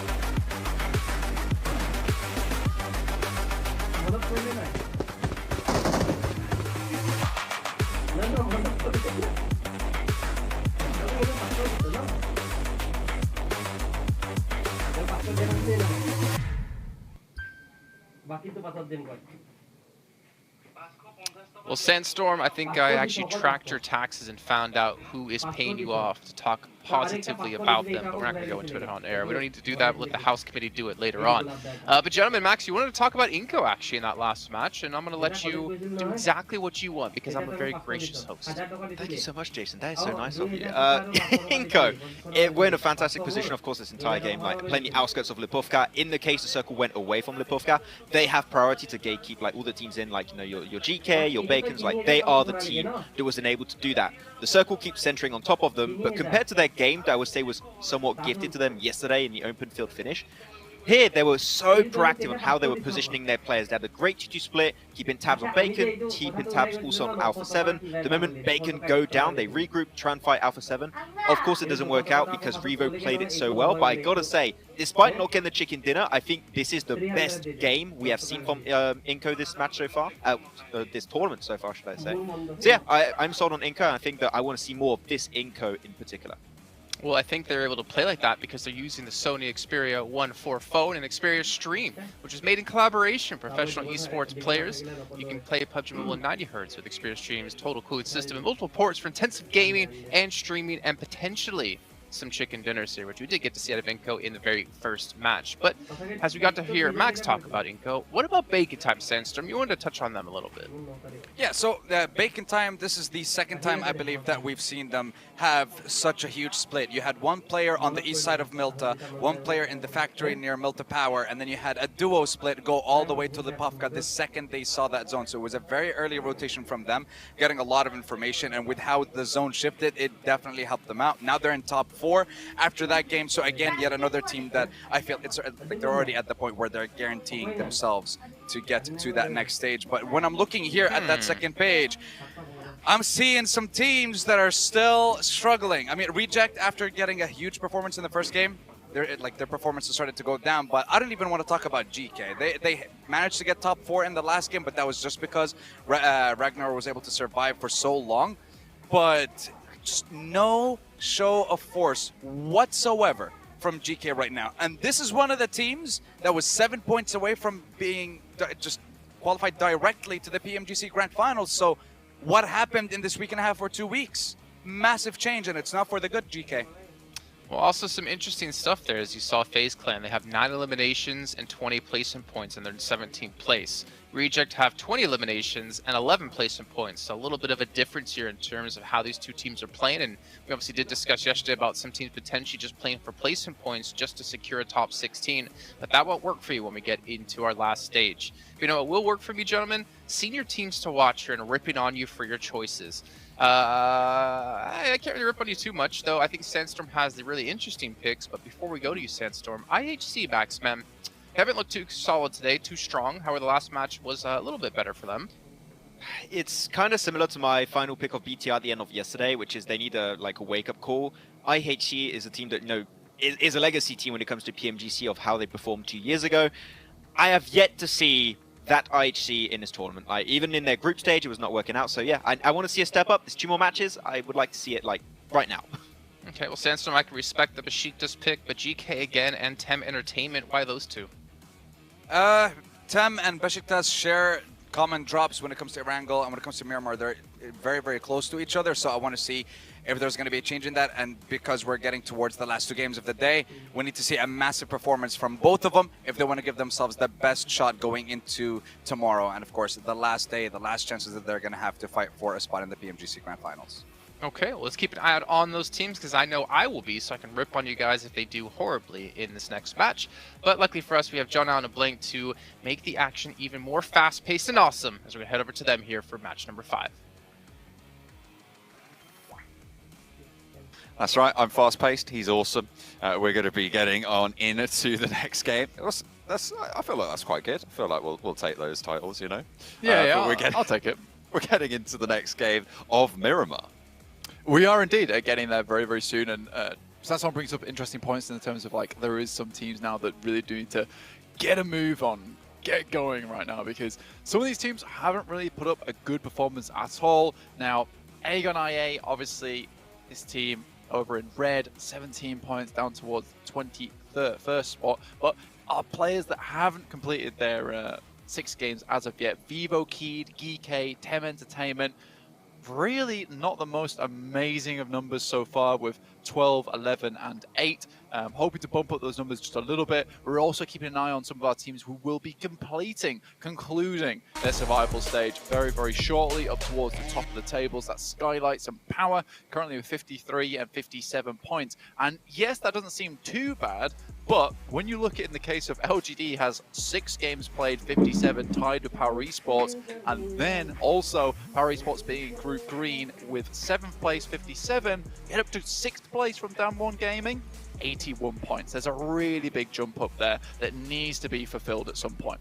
Absolutely, and if you look at what's happening at the end of this survival stage, right, we're getting rid of the bottom third of the lobby, right? We're cutting 8 teams out of the set of 24, and so if you look at just in each group, that means that the bottom 2 teams go. So if you're in the bottom 2 of that group, assuming that each of the groups are equally powerful, you are really very much at risk and in that elimination zone, which is exactly as you said with Skylights and Power, the position they find themselves in. The question for me though is, are those groups similarly powerful? Because I feel like, as we've talked about quite a lot, Group Green was the group of death. It was, exactly, and I think that's what makes it even more terrifying when you are in the bottom 2 of Group Green, just purely with the way also VPE and HVP have been playing with that point sponge at the top of the tables. You are getting less points overall than maybe some of these other groups will get as they are more evenly balanced. I think that's the major worry you have to find yourself in, and if I'm Power and I'm Skylights Gaming, I'm looking at these 2 last games as basically their own personal last chance at this point in time, because I think if they don't get any huge games here, I'm talking 20 to 30 points total over the next 2 matches, it is looking real terrifying going into tomorrow and just watching yourselves as you start to slip down those tables. So 7th place and 9th place respectively, 57 and 53. There has to be a change there for both these teams. Down 1 would also like to get a little bit more points on board to see themselves a bit safer. I think most teams from Group Green have performed fairly well during this tournament, including A7, who actually jumped up into 3rd place now, 103 points, which is a really, really nice change of pace for them. Considering we haven't been able to talk about them too much throughout the days, and more focusing on Inco, the other Brazilian team towards the top of the standings, I think A7's done a great job to bounce back. Absolutely, yeah. And as I said last game, we're expecting that bubble to be in the 70s somewhere, a little bit malleable and volatile given the short sprint nature of this tournament, but they've managed to put themselves up and over into those 80s and above, which is first down to 6th right now. So it's likely that we're going to see all 6 of those teams making it through, which is pretty solid, really, coming through from each of these teams. Even if down one from this point onwards don't really have the best of times in the remaining games that they've got to play, the last two, they can still be fairly confident that if they put up even 4 points a game, they should be really, really safe and secure into those last chance stages. But you don't just want to let that go. You want to be jumping up those tables as well for the little bit of prize pool bump that you can receive for that. Yeah, I think that the prize pool is no longer a massive concern for a lot of these teams, unless you're at the top side with HVP and VP, who are currently still trying to set the benchmark of the biggest game of the tournament so far. I think that's when you're looking to really get towards the top of the standings. HVP currently 4 points behind VPE. It is a real battle at the top here between both these teams to try and get as many points as possible on board. Been a real slugfest between the two, but they haven't moved super far in the last couple of games, to be fair. And it has been the time of other teams to try and put a dent in it. We were talking about there was a 40-point buffer, right, during the last game. This time around, they're only playing with around a 25-point buffer, a little bit less than that, in fact, about a 21 between Alpha 7 and HVVP. So it is still being eaten into. However, it still exists at the top. Let's hop in with Inko, who had a really solid result in that previous game, staying alive. One of the best ways to keep it on in as well in the running. 94, and they put themselves over that and into those above 80 point scoring positions, looking pretty solid as well to qualify. Absolutely, John. I think that you're looking at Inko. They've done a great job so far from their 11th place position. Inko rolling through and trying to keep this one going against Power, who were, to be fair, a major arbiter in those final circles of the last game, but a roll-up actually coming on through towards the Power duo position from Squash, peeking over that headland, peeking over to look for the spray down. They do have an off angle in Nenebete as well, but in comes back up from Vitali. They are circling, they're swarming, and Power laid bare on the hillside, taken down 1 and 2. A punch moves on in and will be able to beat it out on the slugfest. Power fall to 2. Have to play from water treatment, playing on that north side of this engagement. Inko move away with 2 elimination points, nicely found. The circle really heavily up and to the north. HBVP playing in La Cobreria, leaving Tixi down south, their outpost, again in a really solid position to do well on this Miramar. Absolutely, John. I think that this is, again, a position where they played extremely well from before. I think they have a great opportunity now to actually do the exact same thing. Fortunately for them, though, you've Game Lord coming up towards that ridge side, looking to try and steal away that spot, and with Tixi heading there nice and early on his lonesome, he does tend to be quite an easy target. So good thing for him that he spots that, immediately moves out towards that western side, towards Vivo Key to regroup with the rest of his team, as opposed to trying to hold on to that as a solo and wait for the rest of his team to arrive. Much better to stay as a 4 on this northern edge and fight out for this position later on, where it becomes more of a priority position. We had a really far northern circle in the Group Green group stage, which played all the way up to the north side of La Copperia, in which HVVP did really very, very well to control a lot of the ground around some of the mountainous regions up there. So they'll be hoping for a repeat of that, I'm sure, if Tixi can get out of dodge, because at the moment he is starting to be circled now, Blank, by Bacon Time, Vivo Keyed as well. FaZe moving up. How's that top side? 29 points, really haven't moved too much from their position so far. Reject similarly riding on the coattails of their first game. Inko looking for another central spot within the circle. I'll be curious to see if this one heads over towards the eastern side. They could pick up a few more points. 94 points, so very respectable so far throughout this entire tournament. Again, you were saying earlier you'd like to see Damwon just get a few more points in this game. I think that I'm in the same boat here. Getting a few more points to Damwon would see them in a good position. I think it's a little bit unfortunate that yesterday they were not able to retain that kind of pace coming into today. But you have that one good day. That's fine. That's what you need to see yourself in a better position. And I personally would much rather have my good day on day 1 as opposed to day 2. That is just giving you a much more easy buffer to play around with, makes you feel safer, takes a lot of the pressure off coming into the next day, and even if you make a few mistakes, they're easily fixed. Besiktas moving in on the western side. They're playing late and slow up the western road. Going to be ticking away and trying to backfill, probably looking to swing up past Ruins and to that road on the north side of La Copleria. Currently, that position is occupied by IHC on the western edge, with Bacon Time a little bit further south, and of course HVVP with their outpost to the north side of La Copleria. The next circle just about to come through, and it's really going to dictate a lot of this next set. Goodness me, that is right onto the Crater Fields, Blank. This is going to be difficult for these teams to actually figure out where to play. There's a few compounds down here that you can head over towards, but nothing too concrete, honestly. You can try and head early towards the center here and kind of play for the late game, where Vivo Keed is currently sat inside the fields themselves. There is a compound towards that south side too, which has overlook over towards a lot of that open ground.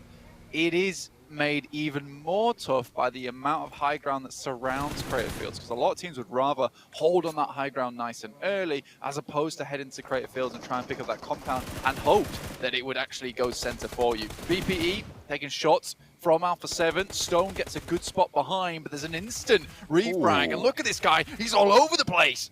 Schwepp doesn't quite get the run down onto Carrillo, but does manage to take down his teammate. Schwepp trying to get around the headland. Carrillo on the chase. In comes Stops, and it's 2 players over the top. Carrillo up to go yet again. Gets a lot of damage, doesn't go down, takes a lot, and Revo now rolls on in for the backup. There's an off angle from Alpha 7 suppressing this line, and Carrillo's still alive. Up over the top, Revo takes over the mantle, gets the spray down towards 2 of the players from Vampire, and they have to scurry. Playing back and around, playing under the purview of Mafioso on the backlines. Revo continues to fire forwards, and Carrillo's there for the backup after getting the heal on off. Alpha 7 win the fight against Vampire, and the top team yet again is going to go down. 16th place, 1 elimination. It is really getting a bit out of hand here for VPE towards the end of the day. Alpha 7 really stepping up in a big way too. Down 1, taking down a lot of the members from Vivo Keed here. It looked good for VPE. It looked like they could have come back from that one. Unfortunately, you know, it was just a case of Carrillo suddenly turning on the kill switch there. Looked very, very good in the moment. Instant flicks, instant turns. I think I've seen something like that coming out from a player from a long, long while. Now, even so, Alpha 7's still going. Taking shots over towards Nima on Skylights Gaming. High ground being established now. Vivo Keat clambering on up as well. Fairly broadside, but they have got the cover to do it. Nice to find. Game Lord take up a high ground position, as well as HVVP, all on this eastern side. The Crater Fields will be hard fought over. Besiktas did leave the blue zone on that western edge. Alpha 7 pick up another elimination over onto Nima on that eastern edge after the knock they got. They do lose a player. 5 eliminations. Looking to charge up and continue to put dents in that gap. With Vampire Esports as well going down in the position that they did, it's likely that they can close it in these final 2 games, but now is their biggest opportunity to do so. Difficult spot on the map to play, though. For a lot of these teams, there's a huge amount of uncertainty involved. That position towards where Game Lord took up Mantle away from Tixie earlier on has been filled. Now HVP looking to perhaps try and reclaim that position. In the meantime, though, they do still have this 2-2 going on. 2 inside the blue, 2 outside. Meku as well as Kitsune watching out for Alpha 7 as they rotate up towards the top side of La Cobreria over the road. A position that they might want to take shots down towards, considering Alpha 7 should be taking quite a bit of heavy damage from this blue at the moment. Might be easy to pick up a couple of eliminations on that side and cut off the team that might be backstabbing Alpha 7 later. Definitely necessary to back clear there. IHC taking on Inco on the center. It's actually IHC to lose the first. Alex knocked flushed. 2 players playing now forwards for them. Inco, 4 players alive yet again. 4 eliminations. Nice and sequestered in their position. Difficulty will come if the circle shifts away from them, as 15 teams still remain. Still a long way to trek, but getting those points on board, putting 4 up is good. Speaking of putting points up, down 1 already, managing to grab away 2 points, and now playing in a compound on the south side. Should be fairly safe to get a couple more. Quite hard to get game board off this top side. Scarlet's Gaming, though, 2 players. John, this is not looking good for them. I think at this point in time, Scarlet's Gaming is in real danger of being dropped out of Last Chance. They're depending on other teams doing worse than them, which is quite unlikely to happen, especially when you have, I think this is the biggest issue as well, John, is because when you have that goalpost to hit, you're like, right, we have to just get more than 53. That makes your life so much easier. Because if it just comes to a case of like, right, we just need to survive till 5th place every game, that's easy enough. We'd have to take too many fights. Let's just play it safe. We don't have to go for high elimination games. This is what all the guys in Group Green are thinking about right now, which is to push for these high elimination games to set the benchmark as high as possible. Try and get out of that danger zone, but Power going to struggle on this game with 1 player. Alex as well, only on 2. Both going to be scrambling for it. Tem Entertainment move in on the south side. This is right on the northeast edge of El Pozo. That is just about still in the circle. FaZe spotted, similarly positioned actually right next door to Tem Entertainment. PK taking shots over that way down southwest. Next circle comes on through, and it is over to the eastern side. The high ground controlled by Game Lord and HVVP. This is big news for both of these teams.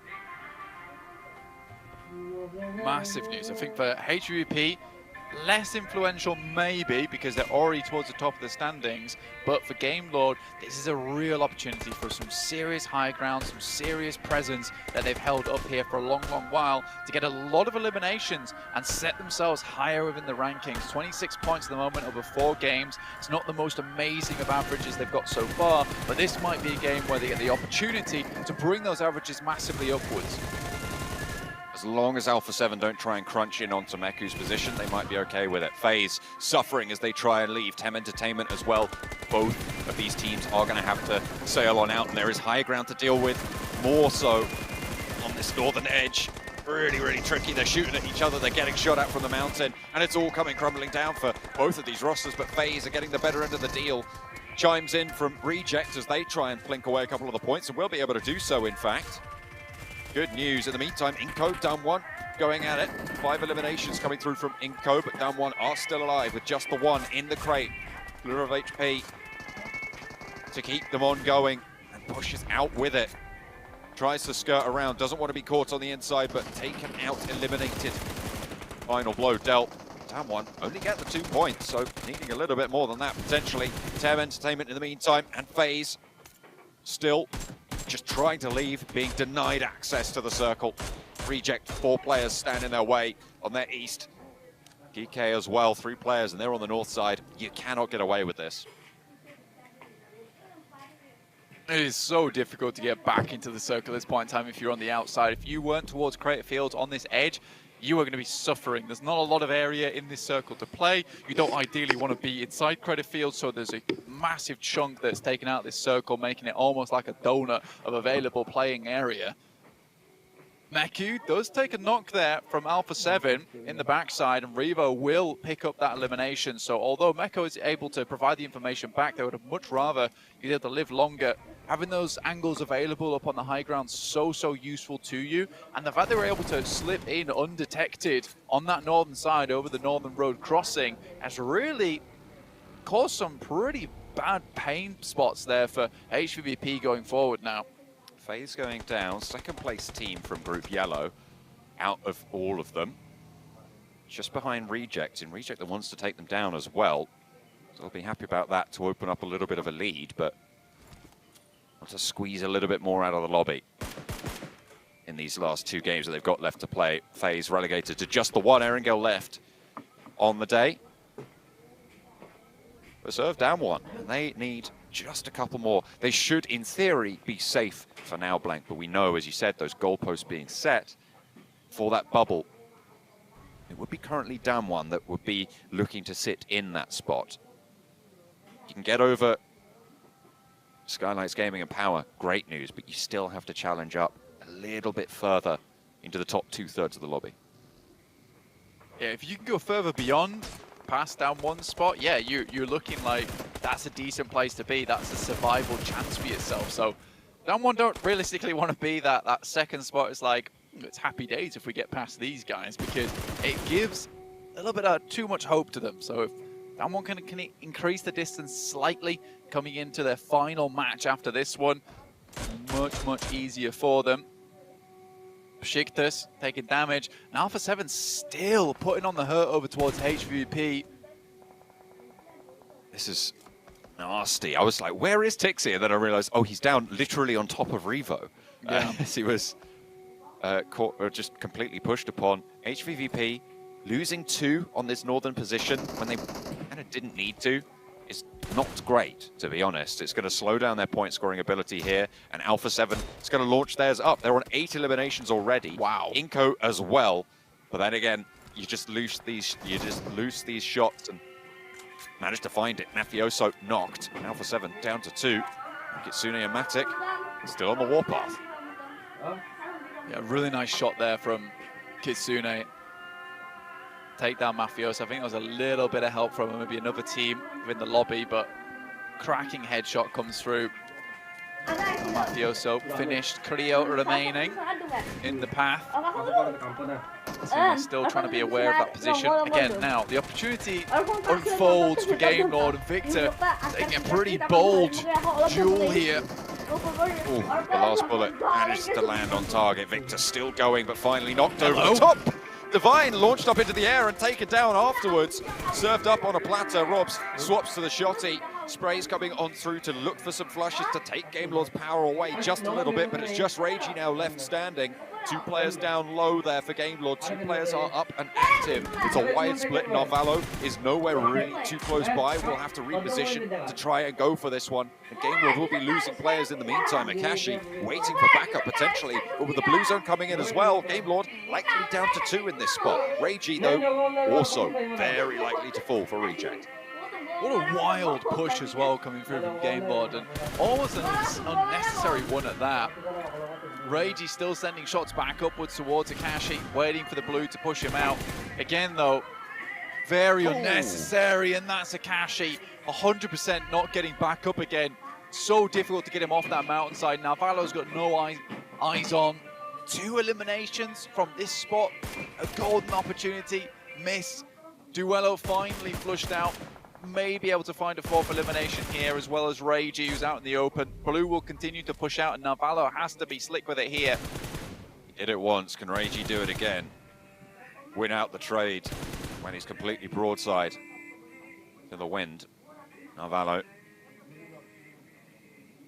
wants to put these shots down, but he just can't quite find it. Reiji will be pushed forwards a little bit more. Will have to move. Narvalo popping, spots the gun, swapping. But when Reiji comes a knocking, you've got to be careful. Narvalo just so careful on these peaks. Reiji spots it with the Mini 14, takes a lot of damage, and Narvalo given the confidence to peek again. The headshot over to Reiji seals the deal. Elimination over onto Reject. 5 points on the game to close out their Miramar. I mean, for Game Lord there, I am astonished that that happened to them. I'm astonished that Akashi gave up so quickly on that side. I mean, for the guys on game, I would be furious with that finish to my game. I mean, you've given such a good chance, you have such a good position. Victor moves out, and then Rob sends in. Yes, it looked cool, but immediately they were almost wrapped in elation with how they'd saved Victor, and then forgot to check their angles, check their sides. Just in case Reiji's able to find Akashi and Robs at the same time. Leaving them now just on Narvalo. Great survivor, this guy. So see if he can get further into this game. Skylights Gaming handed a bit of a card here, but only 2 players to make it work with. Baker Time were able to pinch away the knock that Carrillo got. Zessi from Besiktas did fall, bringing Besiktas down to 3 players. Carrillo sees them down to 2 and a spray onto more. Might even be able to find a little bit. And he swaps it out. It's Iron Sights on the UMP. He finds almost Enjoy, but not quite able to seal the final deal. 8 eliminations on the game for Alpha 7. It's good. They will be seeing themselves further up those tables, but Besiktas cut down in their primes. A brilliant opportunity at rotation, but Ice's position here. Massive, massive high ground for Besiktas. For Bacon Time on this western edge. They will be overlooking a lot of this next circle. Unfortunately, they are right on the edge. Yeah, pushing them in. HVP actually rocking up on the side. Matic's moving over. Kitsune very close by. Maybe has a nade he's looking to toss over the top. HVP suddenly becomes kind of the powerhouse inside this circle. Ice has to drop down. Only really thing that you can do here. And IHC in the meantime had the opportunity to try and sling their way upwards. That's the wrong way, fella. Oh dear, not going to be good. Godless. Taken down. Shots from Shirty. Tumbling down the hill as well. Can't get Godless back up, but you have to fight for this ridge side. 2 players up top for Bacon Time. Want to put these nades down towards the old last player standing for IHC. Pinched away, I think, actually by Enjoy, last player for Besiktas, but will be spotted. HVVP, as you said, in a powerhouse position, but with only 2, can they leverage that control? Last player Zol found, swept aside. Bacon Time, 4 players alive, 6 elims. They're on the open, so they will need these smokes to keep them clear. Kitsune with a Mini 14 should be able to hit some great shots from over on that side of the map. Matic as well. Some good M4 bullets been sent through. Kitsune takes a hefty hit though from Ragnar. That SKS, yes, it kicks like a mule, but it also hits like a donkey. Donkey's famously good at hitting. Power, maybe able to hold one out, but no more than the single knock. Shirty dispatches it. Bacon Time still on 4, but under pressure from Matic.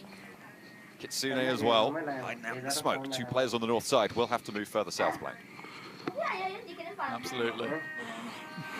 Donkey just brandishing the boxing gloves, apparently. In the moment, Kitsune drops down the smokes.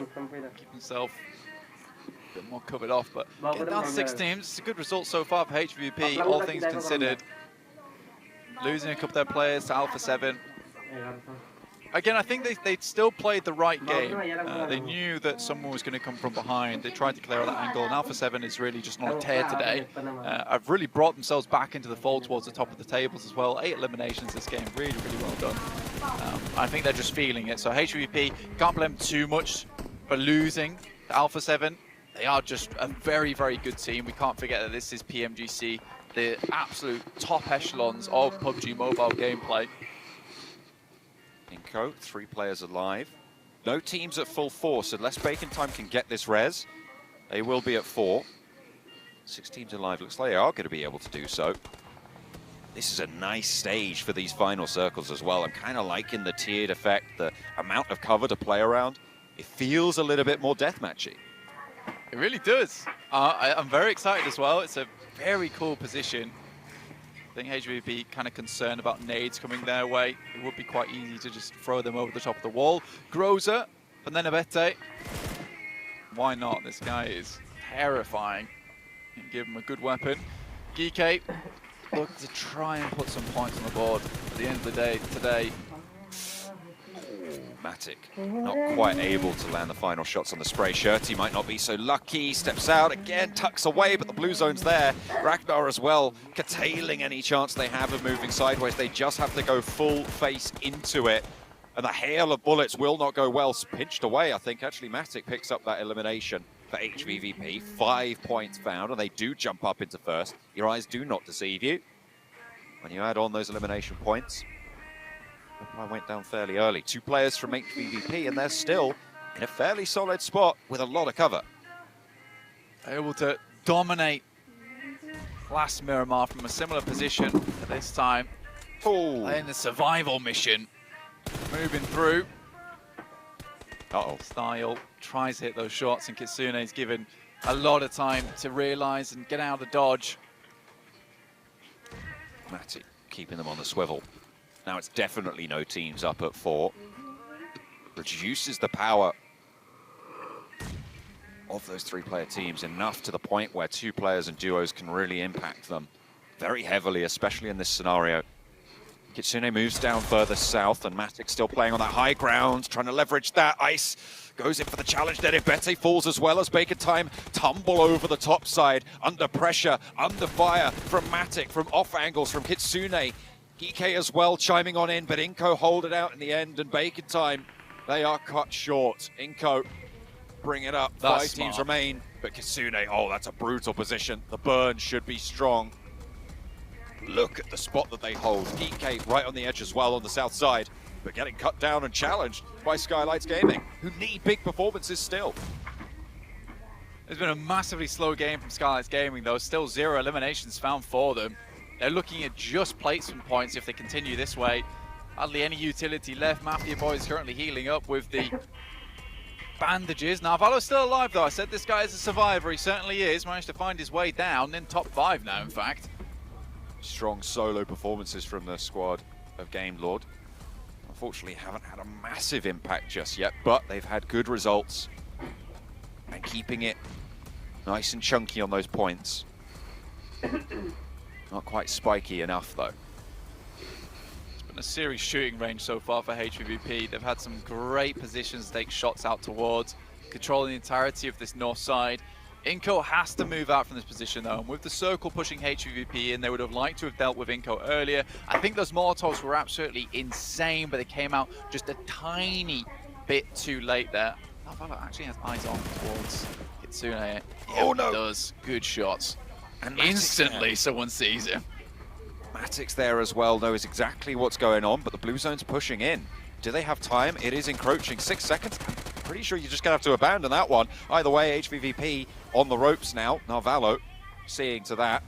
In the meantime, yeah, Kitsune does fall fully. Matic has to flee out to the side. Inko is still there. 2 players to deal with. Narvalo playing spoiler to HVVP's run. Over the top, knows there's a player behind. Nenebete caught out in the blue. Will be able to dispatch it. HVVP fall, and now Inko playing as a duo. 3 players alive for Geeke as they took down the last players from Skylights Gaming, but Narvalo still moves in for Game Lord. Yeah, ridiculous spot for Narvalo throughout this game. Does pull out the nade, but it's too little too late, and now Geeke to finish strong. Still a 3rd place, 5 eliminations, great for Game Lord. Could have been a lot better, squashed down. Nenebete looking to be next. Yeah, with the zone closing, center control already in the hands of Geeke. They will have to run forwards. Actually, this Grozer is doing so much work. Hang on a minute, taking Hope low, pushing him out towards the blue. Maybe it could all turn around, but Nenebete on a sliver of HP has got 2 first aids, continuing suppressive fire. Smoke over and forwards, no nade in hand. Will be pushed out wide. They know it. He's playing in the blue, looks for the ankles, looks to sweep the leg, won't be able to find it. It's the blue zone to take it down. It's Geeke who are able to claim Miramar chicken dinner here with a hell for leather, all guns blazing final fight in those circles. Could have certainly gone a very different way there. Nenebete, honestly, probably my MVP so far of this survival stage. He has really turned the tides here for Inko. I know there's been some incredible players coming out from a lot of these players, from 1v4s, 2v4s, but still, Inko, Nenebete has been consistent rock for them to stand upon, and it's kept them solidified towards the top of the rankings no matter what. Yes, they don't always have the most flashy finishes. Doesn't matter, honestly, as long as you get there, to be honest with you, in the end, it's absolutely fine. So very, very well done to Nenebete. Look, honestly, if he hit that spray with the M4, if he just had that player step out for a little bit longer, this could have been a very, very different story. In the meantime, HVP still push a little bit further, get quite far. I think that was a 5th place, so not the best in the world, and maybe if there's Molotovs came through. So I think that right now HVP is playing the correct gameplay. Yes, they don't get a win there, but you don't always win games in PUBG Mobile, but I think they did everything that they needed to almost get that win.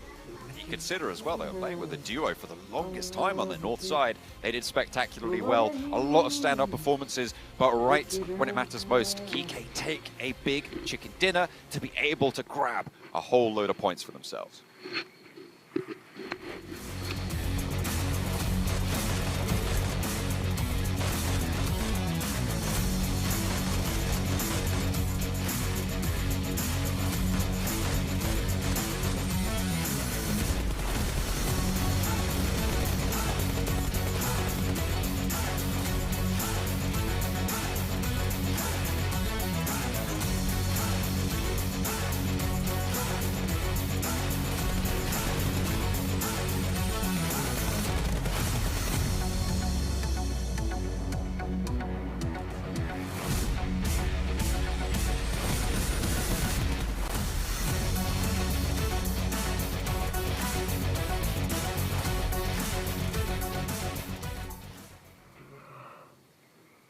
Well, GK coming up big here with the chicken dinner, but they're not going to have the most points in the lobby, unfortunately. As we can see, Inco getting 12 eliminations and 12 points on the board for 24 for themselves.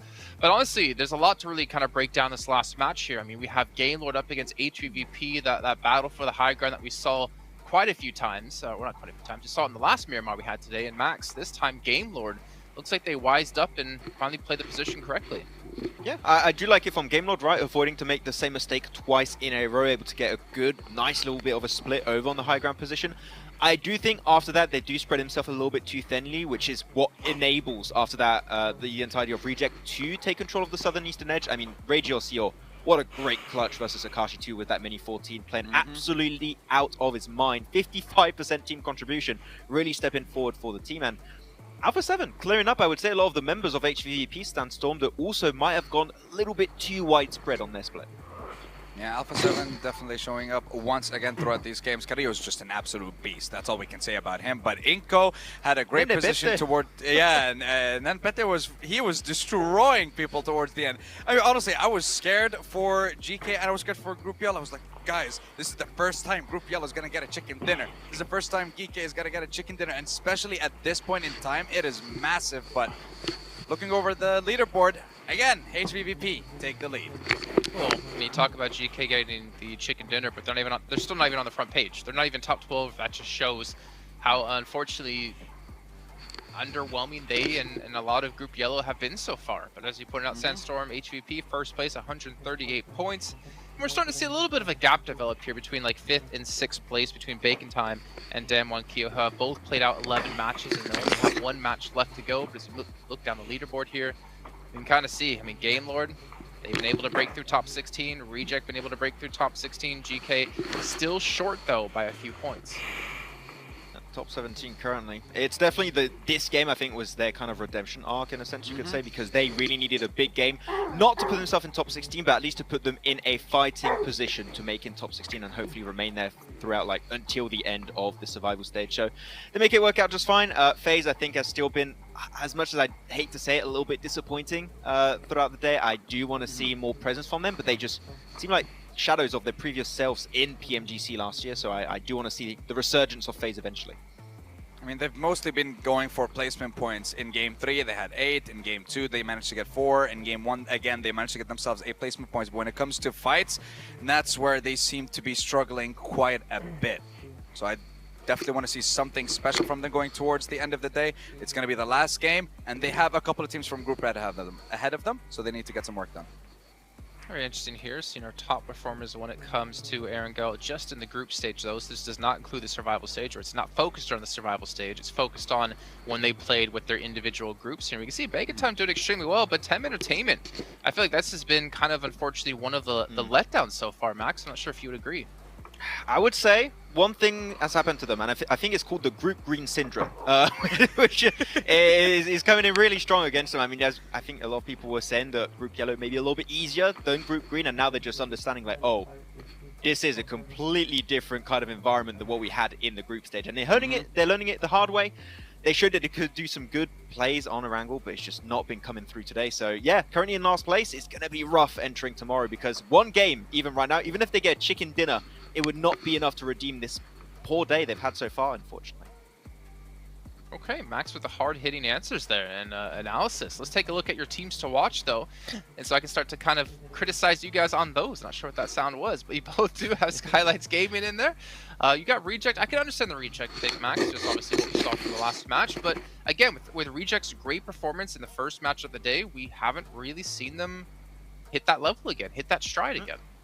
Clearly a fumble from Reject for the rest of the day. Reggie was here, as we said, this previous game versus Gamelord, able to redeem a few extra points here and there, but you're not going to escape Narvalo on that position. So I would like to see a little bit of a step up there, but I think that they're currently one of the top, no, actually, they are the top performing team coming out from Group Yellow so far, so they're still in a decent spot. But Power and Skylight, I think we picked them for the same reason, right, Sandstorm? Yeah. That this is going to be the teams that are going to be playing their last match.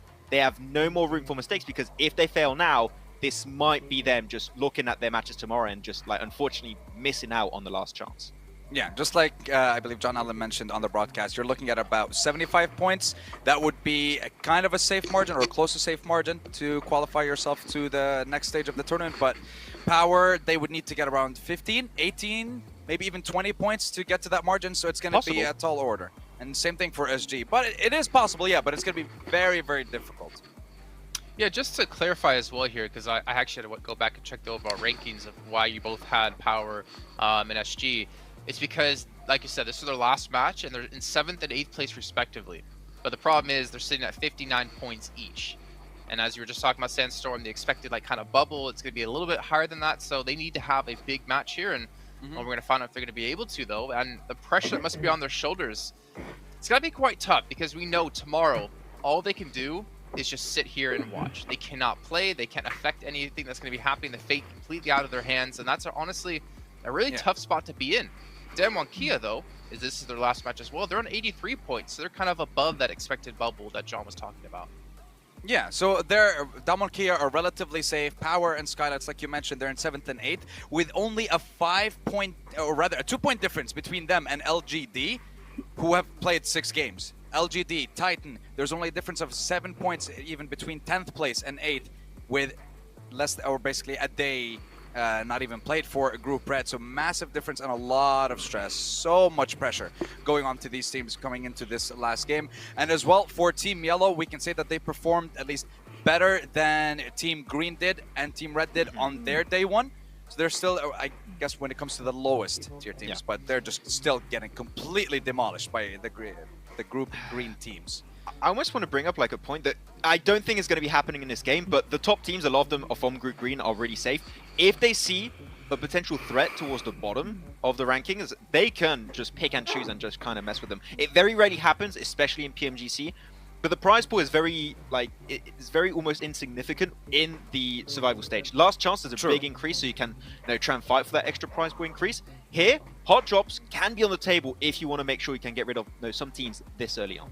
Especially knowing all you need to be is top 16. It's not even top 5 right now, so you have that luxury the higher you are to go for something like that. Well, you know what? The pressure's on here. We're into our final match of the day, our final match here for our first group for Group Red. Let's see what they can do. John, Allen, and Blake.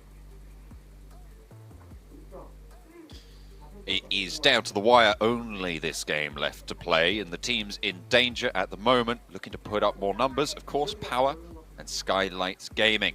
They're going to be heading into this one. Probably the most nervous out of any 2 teams in this lobby. Blank, it's got to be nerve-wracking, but HVVP, they found their feet. They've been playing pretty well today.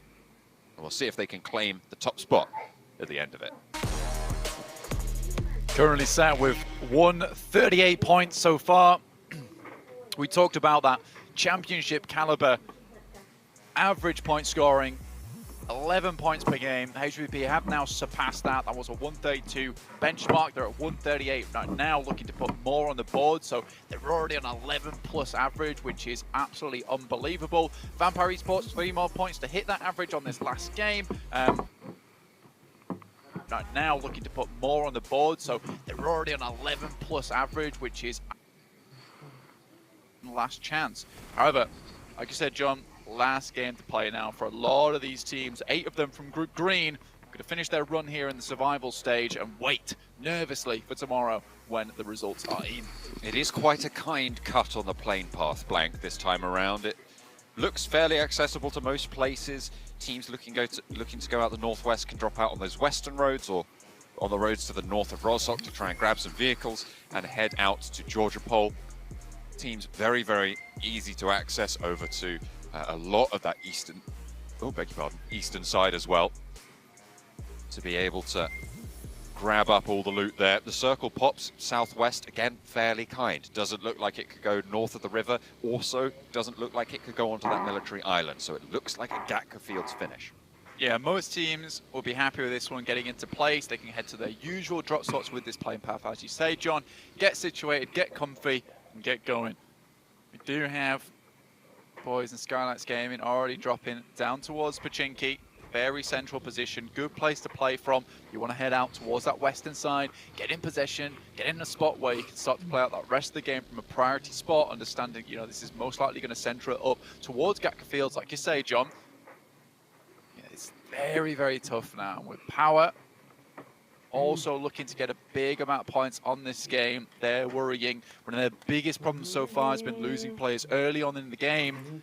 As we've seen their potential, how good they can be with 1 to 3 players still left alive. And when you set Kante up with multiple angles, and he's able to play his own little game where he sends off as a solo whilst the rest of the squad is distracting, he's able to put in some massive work. But we're not able to see that as often as we might like, purely because of this hemorrhaging of players in the early game. South side of Pachinki, Skylights Gaming still just on that scrabble of loot. Power on the Gatka split. Challenged Nova for this spot for quite a while. This time not going to be challenged in this scenario. They have had a real tough time of it over in Group Green. Very, very difficult, but 59 points most likely won't be enough to see you safe. You're going to be looking to put big numbers on the board today in this final game. I mean, this was bound to happen with how strong Group Green was, but there was always going to be those outliers within the group as well, which got sent home during the group stage and were towards the bottom of the tables in the group stage as well when it came to that 4th to 11th position that headed through to survival. I mean, 5 out of 8 teams plus 100 points. I would say, even though this is the first time we've done this format of survival stage into last chance towards the grand finals over in January, you know, this is probably the first time we have seen such a massive lead from a singular group. I think it will be a while before we see something like this again. It'll be much more even because you see that 60 points down towards Power and Skylights Gaming that has to be taken from somewhere in terms of the buffer, and it's all been put up towards that top side. It really is not even in the placings from Group Green whatsoever. So Power and Skylights Gaming kind of been messed around just by their group, really. But that is just the look of the draw, and then you have to play to your best ability. And right now, Power and Skylights Gaming, even with the opportunity of Group Yellow coming in, maybe some different teams that perhaps they can overtake, get a little bit more points off of, hit those eliminations, not been able to do it. Skylights Gaming and Power both in this situation where I think Power may be trying a little bit harder to pump up those points than Skylights Gaming, because Skylights Gaming are in proper panic mode, I'd say, looking for survival more than anything. Their elimination count is very, very low. If I take a quick look, I think they're currently on 14 eliminations so far and 45 placement points. They've just been living to the end of the game, where I see Paris a bit more even with 26 to 33. Game Lord moving past the south side of Pachinki as well. Pretty close to Skylights. Wouldn't do to lose a player this early in your final game of the set. The short sprint about to come to a close for 8 of these teams. Currently, all of them occupying the top 8 spots, sure, but remember, they've got double the number of games played than everybody else in the lobby. Alex just picking up some of that loot for IHC on the south side. That's near that western bridge from the military island, which is likely that Alpha 7 will take on over. And to be fair, the mouth of it, the entrance onto the main island that sits at the other side of that bridge, is probably central enough to warrant playing on a bridge camp position to try and slow anything down coming from that angle. A lot of the time... Yeah. Go on. I was going to say, a lot of the time, you sort of want to leave that bridge camp area because you know that it's likely that you're just going to be left out on the outside and you don't want to be playing on the edge of the next circle. But with it as it is, you can sort of commit to a little bit more of that position. Yeah, and on top of that, because it's very peer and Lighthouse position has a lot of loot involved anyway on both sides. Being able to sit around here for much longer gives you more opportunity to go for those eliminations early on and pick up a better spot within the circle, whilst also remaining fairly static, like you say, John, which is really, really nice. It's not a massive case when you see the circle head up towards that northern side just a little bit more. But Alpha 7, I think that you also paid off a little bit here. Pmgc lose a player because the circle is so far down in towards Sosnovka, purely because of that reasoning, means they can sit around on that bridge for much longer before having to even make their way into the circle, by which point, on this next shift, which will be quite the big shift, and probably the biggest shrink when it comes to the circle size in the game on Zone 2, maybe I actually have to move. So Alpha 7's thrown a bone just because they can wait much longer before they have to make their first move, or at least forced to make their first move. HVVP have yet to make their first move. 7.5 minutes into the game, sure they had to grab vehicles and rotate to North George, but you should be on the road by now and scouting down south to the compounds near Everest. That should be their path on in, but Tem Entertainment might be able to just slot in front of them. Rashik just with a wide rotate on this northern side as well. Going to be looking to come in through those bridges on the west side of things as well. So, see if they can find that point of entry, or if they're going to be turned away short and have to cross the river by some other means, by that central island. It's always very tricky, but can be done. Tem Entertainment coming through. That's from that northern side, coming off from Severny. Besiktas stepping things up slightly towards the end of the day, but not in a massive way. I mean, to be fair, you look at HVP and you divide their score in half, right? You're looking at 70 points at the end of their first day. That's a first place team. So, you know, if we look at that a little bit more as in like the halfway point in terms of all these 24 teams, you know, 40 points is pretty decent at the end of a day. It's not amazing by any stretch of the but it should keep you in the running. And if you get a roundabouts that on top of the next day, that's a fairly okay middling spot to be in.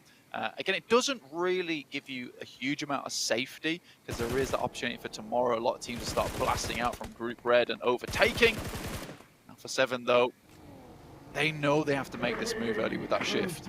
Oh, that is painful. That is really rough. Oh dear, yeah, with the shift that it came through, IHG's position had massive value and will continue to do so. This hard south shift gives them oversight from that watchtower up the top.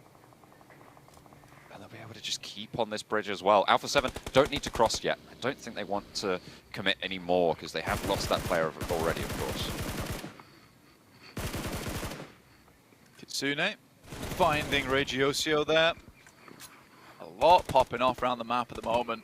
A lot of teams looking for these central spots. There's so much fielded area down towards this side of the map, John. A little bit of forested zones. Currently game mode are playing in. It is very difficult. I think VPE understood that they had to really crunch in for this position. Took the time to do it.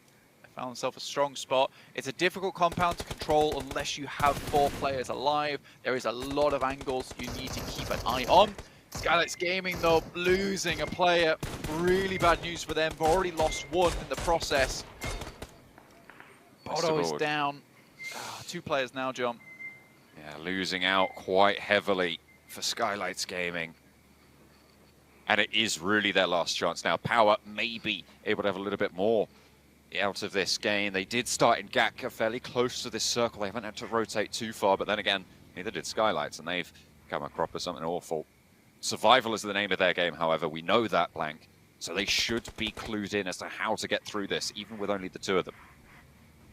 I mean, usually Skylights Gaming are able to get into a central position, then just be very quiet the rest of the game. Works on Miramar because there's so much space around a lot of these teams with this map being so big. Erangel a little bit smaller, though.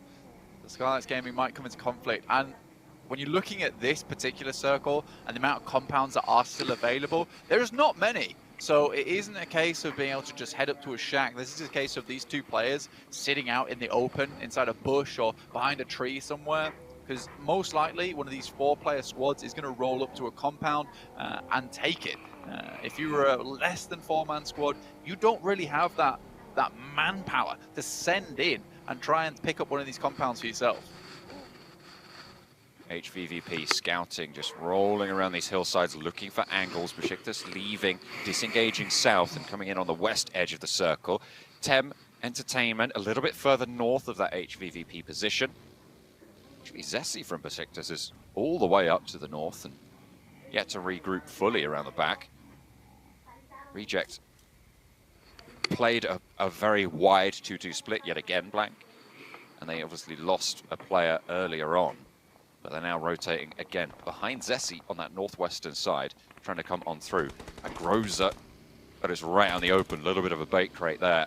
Inco will spot Down One rotating through. Down One just looking to put about 5 points up on the board, but they roll right up into Vampire.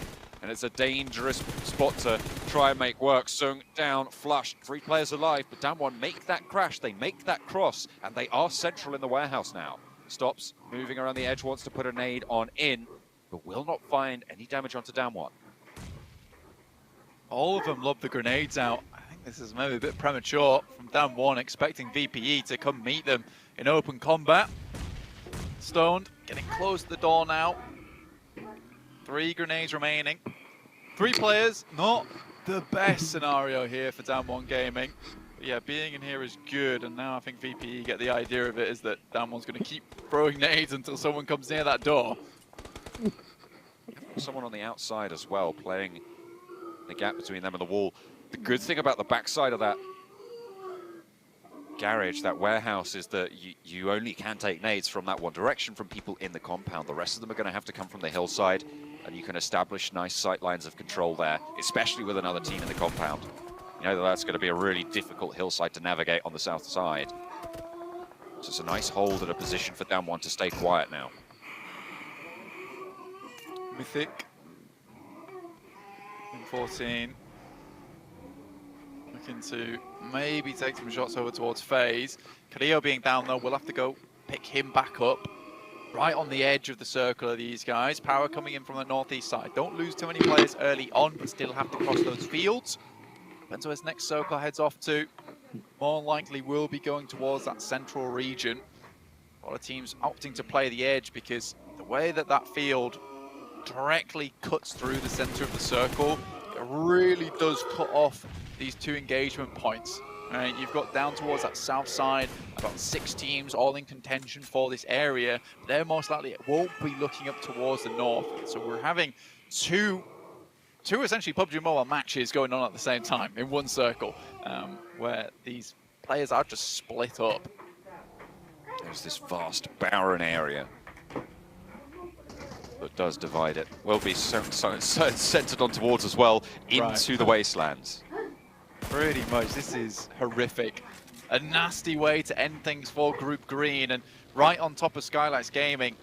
They did not want this to happen because now it's going to bring a lot of attention back their way, and they're playing as a 1-1 split to attempt to keep the pressure off them for as long as possible. It's Mafia Boy going down though. Now just 1 player left alive in Nima. GK looking down towards him on the south as well. He might be next to go, in which case Skylights Gaming will be finishing this game on a measly 59 points for their total ranking. Fairly desperate at this stage for Skylights Gaming. Power a little bit more hopeful on the northern side, but still they've got a lot of issues to handle. Nima in the shack, cowed by a bullet, just popping shots. I don't think this is wise. Random pieces of cover.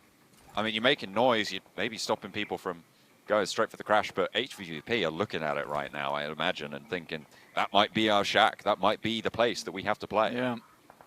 Flexing his arms, picking up 4 separate weapons at a time and pretending to be a full-man squad. I mean, it's a play. See if it works out for him. Just this from Reject, sorry. Going down, hits the deck, should be able to shot out underneath that vehicle. Not an ideal position, just shows his back and accepts his fate. The Reject finished the day on 38 points, 39 if they were to go out right now. The 1 elimination they found. Again, not a bad point scoring, honestly, on the day. Getting 40 points is decent enough. We said it before. You look at Skylights Gaming, 59 points already. If Reject can do exactly what they did today again tomorrow, they'd be absolutely fine. And you've got to imagine when you take a lot of these Group Green powerhouses out of the lobby, some other teams are going to start to step up, and Reject absolutely could be one of them. Be able to soak up a whole bunch more of those points. So getting your hard day out of the way with a 40-pointer would be absolutely great news for pretty much anyone involved. To see us, but that's only to see yourself safe, right, into the last chance. Yeah. Oh, for us. Oh, hello. That's a long good. shot, isn't it? It's going to be able to thread the needle there, but Gamelord again down to just the one active. Oops. Ooh. Dances away from the volley, loses a teammate in the process, but keeps the team alive by doing so. Yeah, better to leave teammate in the dust as opposed to go down, and that's the end of your run right there. I think Gamelord's done fantastically well today. Considering their performance over in PMPL, getting 44 points on a day in survival stage is really good. This is yes, big. They might lose players now, though, versus Bacon Time as they rock up. Bacon Time, they're taking down Gamelord. It looks like that is going to be a pretty clean rundown over onto Gamelord. They are down and out, but on the northwestern edge, flanking the picture-in-picture, it's HVVP and Tem Entertainment, as well as Power on the northern side of this. 2 players down from HVVP, and this is a chance for Power to move through. Remember, this is a crucial game for Power to keep them alive in the tournament, and they are circling right now. But in the meantime, HVVP are looking for these reses. They're down to just the one active now, as the knocks did come through. Well, it's going to be sat back for one. Can Tixie keep going? But no, Power will be able to dispatch him. Kante might be resible here. They've got 30 seconds before the zone closes, and blank, they can get this done. 4 players alive. They'll have to figure out where to move, but Power have started off this northern side well. Yeah, and with clearing out HVVP, now they have so much space and room to work with, 4 players as well. It's great. HVVP will finish their run there. Now at 143 points total. That is the benchmark in first place. Group Green. Well, in fact, our first team from Group Green to finish their run now. VPE might look to try and step over that one. Alpha 7 dealing with IHG in the meantime. They go out. A VP still with 4 players and 3 eliminations, and that really strong spot down towards that southeast side. They still have to push through down 1 gaming, so might take some casualties there, unless they can be very, very clean with it. Bacon Time at 4 players, not willing to push into the compound. They split 2 and 2 and fled up north with the regroup. The Slinky retracts. Bashik just trying to descend the hills from the west, but this is what happens in the Wastelands. You just get open fired on, and it doesn't go well for anyone involved. Inco taking it. Hefty chunk of damage as well. One of the knocks, and Peace wants to put more punishment their way. A nade out the front, and Vitali falls very, very quickly to enjoy. Nades can start to enter into those doors now, in through the windows, and huge. Finds the dynamite boom, and Inco, the second of our Group Green teams to finish their run. They'll be closing it out there around the 120 mark. Yeah, very nice stuff from Inco. Hats off to them for this tournament. Done very, very well. Most likely will be overtaken by Alpha 7 though, with 3 players still remaining. 5 eliminations so far. Power looking for more over towards Bacon Time. 0-7 on the floor though. Difficult to pick him back up again. You just kind of have to cut your losses at some point. Power will still play on with 3 if they can keep this one under wraps. 0-7, a long crawl ahead, already spotted, will be taken down. That's Bacon Time to be able to pick up that point. 5 eliminations for Bacon Time. I know you said it was Alpha 7 looking to jump Inco, but Bacon Time are there as well. Remember, 109 points, 20 points behind Vampire at the start of the game. A little bit further away from first, but still very, very powerful as a team, and coming in from Group Green. They haven't had the easiest time of it either. Alpha 7 getting spotted. 1, 2. Alpha 7 might be falling here. Besiktas have got a brilliant set of sightlines onto them, as do the remnants of Vivo Keed, playing with 2 in the center. Revo, though, still active, taking shots out where he can. Besiktas, 5 eliminations. In Alpha 7 dealt a crushing blow there. Zessi providing information back to the rest of his team and Besiktas to try and pick up that final elimination. So Alpha 7, yeah, no longer looks likely that they will step over Inco. Still, they need 2 more eliminations. Might see themselves with 1 placement point as well after the remainder of this game. Power still going. That's with 3 players, 2 eliminations. They need more than that, though. Been given a lot of opportunities to pick up these eliminations. There's only 25 players left in the lobby, 22 total if you minus out the guys from Power. This is the point where Vampire are going to have to do something. It's good that we've hopped over now because they have to leave this compound. Down 1 have been sharing it for the longest time. Ravenclaw now at the back stops naded out by Osal and across from Osal to the other side to spot out Ravenclaw's position. Swept wants to put that nade in, find one of these knocks, find an opening piece, but stops, crawls all the way back, and will be resable there. Down one are going to slow this down. The blue zone will start to push in now. Ravenclaw low. Worried from this one. Schwepp puts a nade over to the back and Osal eats it. Unfortunate, but down 1 on 2 now. Forest has to deal with Schwepp playing close with the DBS. Vampire around the side. Still all 4 of them alive. Swaps out. Wants the Molotov player close. And it's a 1-for-1 trade as there is excellent backup from Vampire. They time it perfectly. Ravenclaw can get rezzed here. They need to stick it because the zone is closing. And in the meantime, everybody out in the open field is going to make their egress harder. Vampire need everything they have to get out of this fight. Down 1 out, 9th place. They wanted a couple more points, but they should, in theory, be safe. They are our bubble now moving forwards as down 1 down. 6th place, 83 points. Good stuff from them. Skylights fell as well, 59 points. Power still trying to push up towards that 80-point margin. Will be difficult. And with Bacon Time on this side of the map with a very, very decent position, looking difficult for them. Stoned. Take shots over towards Revo at the time being. Ravenclaw just going to send further outwards. 4 players still left alive for VPE, the most healthy squad left in the lobby so far. Cut down Favian as he was running towards this loot crate in the first place. Chictish on the southwest, actually pretty well covered, all things considered. Nade over towards Vampire. Bacon Time, yet to fully regroup.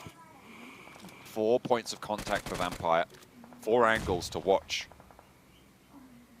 And against small pieces of cover, that's incredibly valuable. When you can just find those sneaky little angles around the edge, under the vehicles, stuff like that really can change the tide of a game. VPE currently trying to overtake HVP in the overall rankings now. They lose 1 player. Aziz, Ragnar still alive for them. M249 as well, so big hefty weapon. 8 teams remaining. 8 to make the 9-point differential up. Vampire lose. Another knock. They might not be able to make that run after all. Southeast side, it was always going to be difficult to leave that compound blank. It's going to be difficult for everyone as well. 5 eliminations for Power. 3 players alive on this northern side. Can they keep it going? A big game is necessary. If they want to see themselves safe, it would need to be a 20-pointer here. Chicken dinner with the 5 eliminations so far that they've found. Very limited in terms of supplies, though. Kante looking the most healthy. Spots Divine for a second. Can't quite pinpoint the target there. Besiktas still taking shots over towards Alpha 7 to remove that player. 7 eliminations on this game for Alpha 7. 2.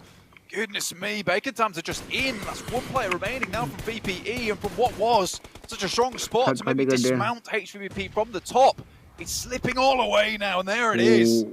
We've seen Bacon Time do so much work on these crashes. I feel like they have it down pat. They will be playing up against some of the best in the lobby. VPE, you're right, Vampire will fall. So now Alpha 7 on the charge, but Bacon Time as well are still there with 4 players alive. The only team to have that sort of strength, but Power looks to start their run down south. 5 eliminations, 3 alive. They'll continue to struggle and suffer on this north side. They can get rid of Divine. The ground just tilts away. They can have a little bit of cover there. Looks like they've spotted Divine. Kante got a brief look at him before. Wasn't able to take those shots over towards him. Jumped to pick the vehicle. She's very, very aware of that player. Hey, wasn't taken out early, and Aziz does go down. Goes out. Bacon Time still on the run. GK, last player standing, getting tickled by the blue. Don't imagine you last too much longer. Revo tagged by Noise. Bacon Time want to pick up every point they can. Look at that, low on the armor. Revo spotted as well. 9 eliminations now for Bacon Time. They're looking good, they're looking set. 6 teams remain. And Power is still alive here, Blank. This is really the time to turn it up as well. They needed this. This is so important for Power. 2 players left for them. Vivo Keed also suffering casualties. Realistically, Power just want to try and steal away as many of the eliminations as possible now. 9 available to them in the lobby, but most likely will be looking more at survival. These late game positions more valuable than ever to them. Remember, a chicken dinner would sit them with that 20-point total, which would bring them up to around about 80 points, which is where you want to be in a decent position. Yes, it's not looking at top 5, but it is looking at a position where you can feel a bit more comfortable, especially at the end of the day here, as Power has struggled for so long to get one of these games. Bacon time, they take a knock their way. It's likely that's going to be flushed. I think Shirty might have just been able to save it. No, will be pinched away. 2 players from Power still out in the cold, however. They're right up against the blue.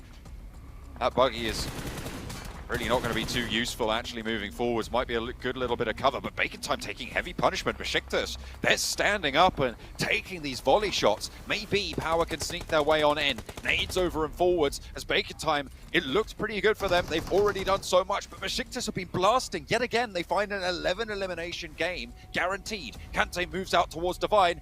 Reject's last player is right there. Can he find the shots? Kante down and in the dust. Will be knocked, will be flushed. No, it's turned around. And Power stay alive. They keep on in it. 3 players from Besiktas and Power with 6 now.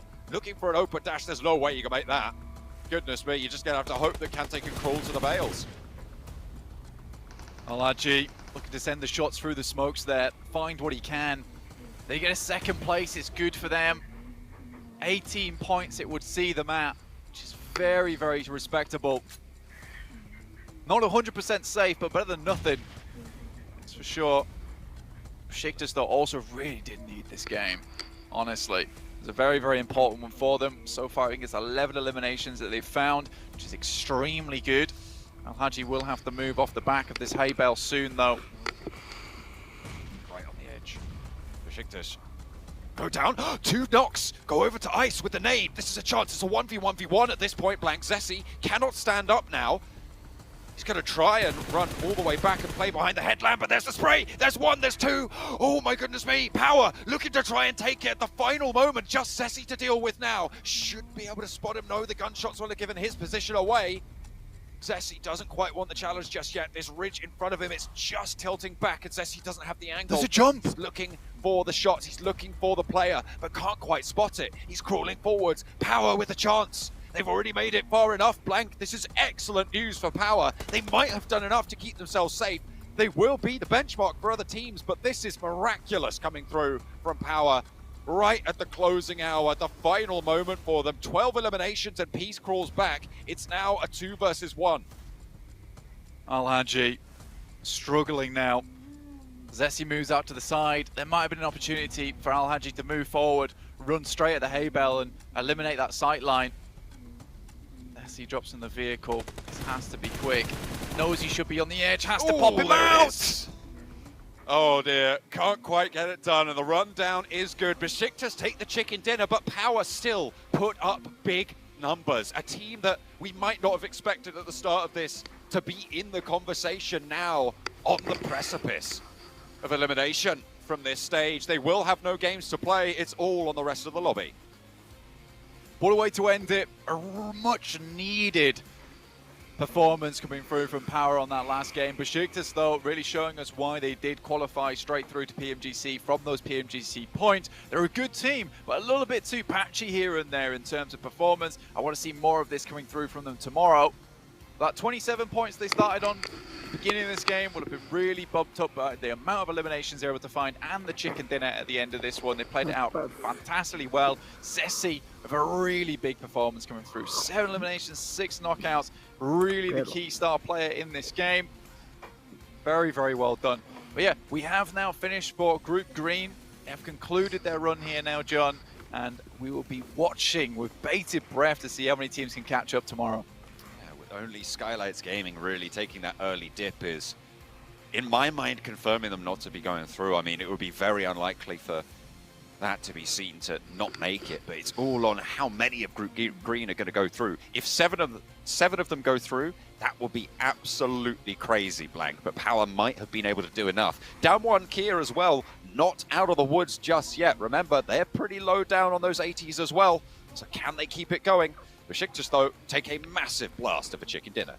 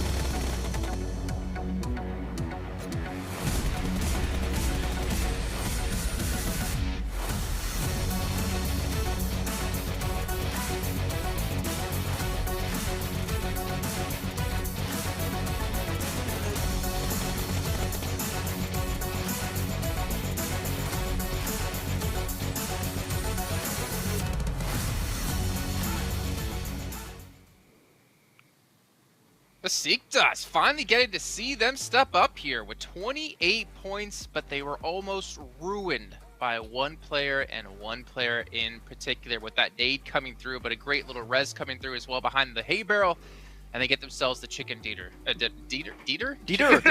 That's a really cool chicken dinner. I love that one.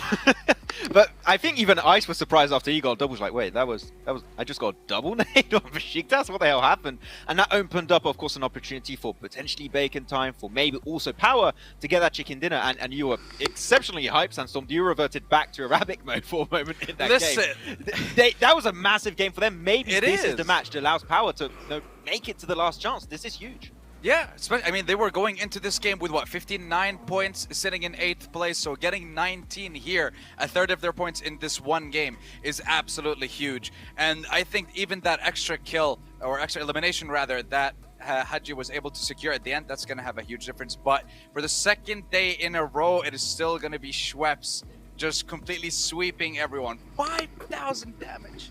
Well, see, what I want to know is this from today alone, or is this for an accumulation of the 2 days? Because if it's across the 2 days, kind of makes sense. If you pulled up 35 eliminations today, I would also be screaming in Arabic, even though I don't know any words.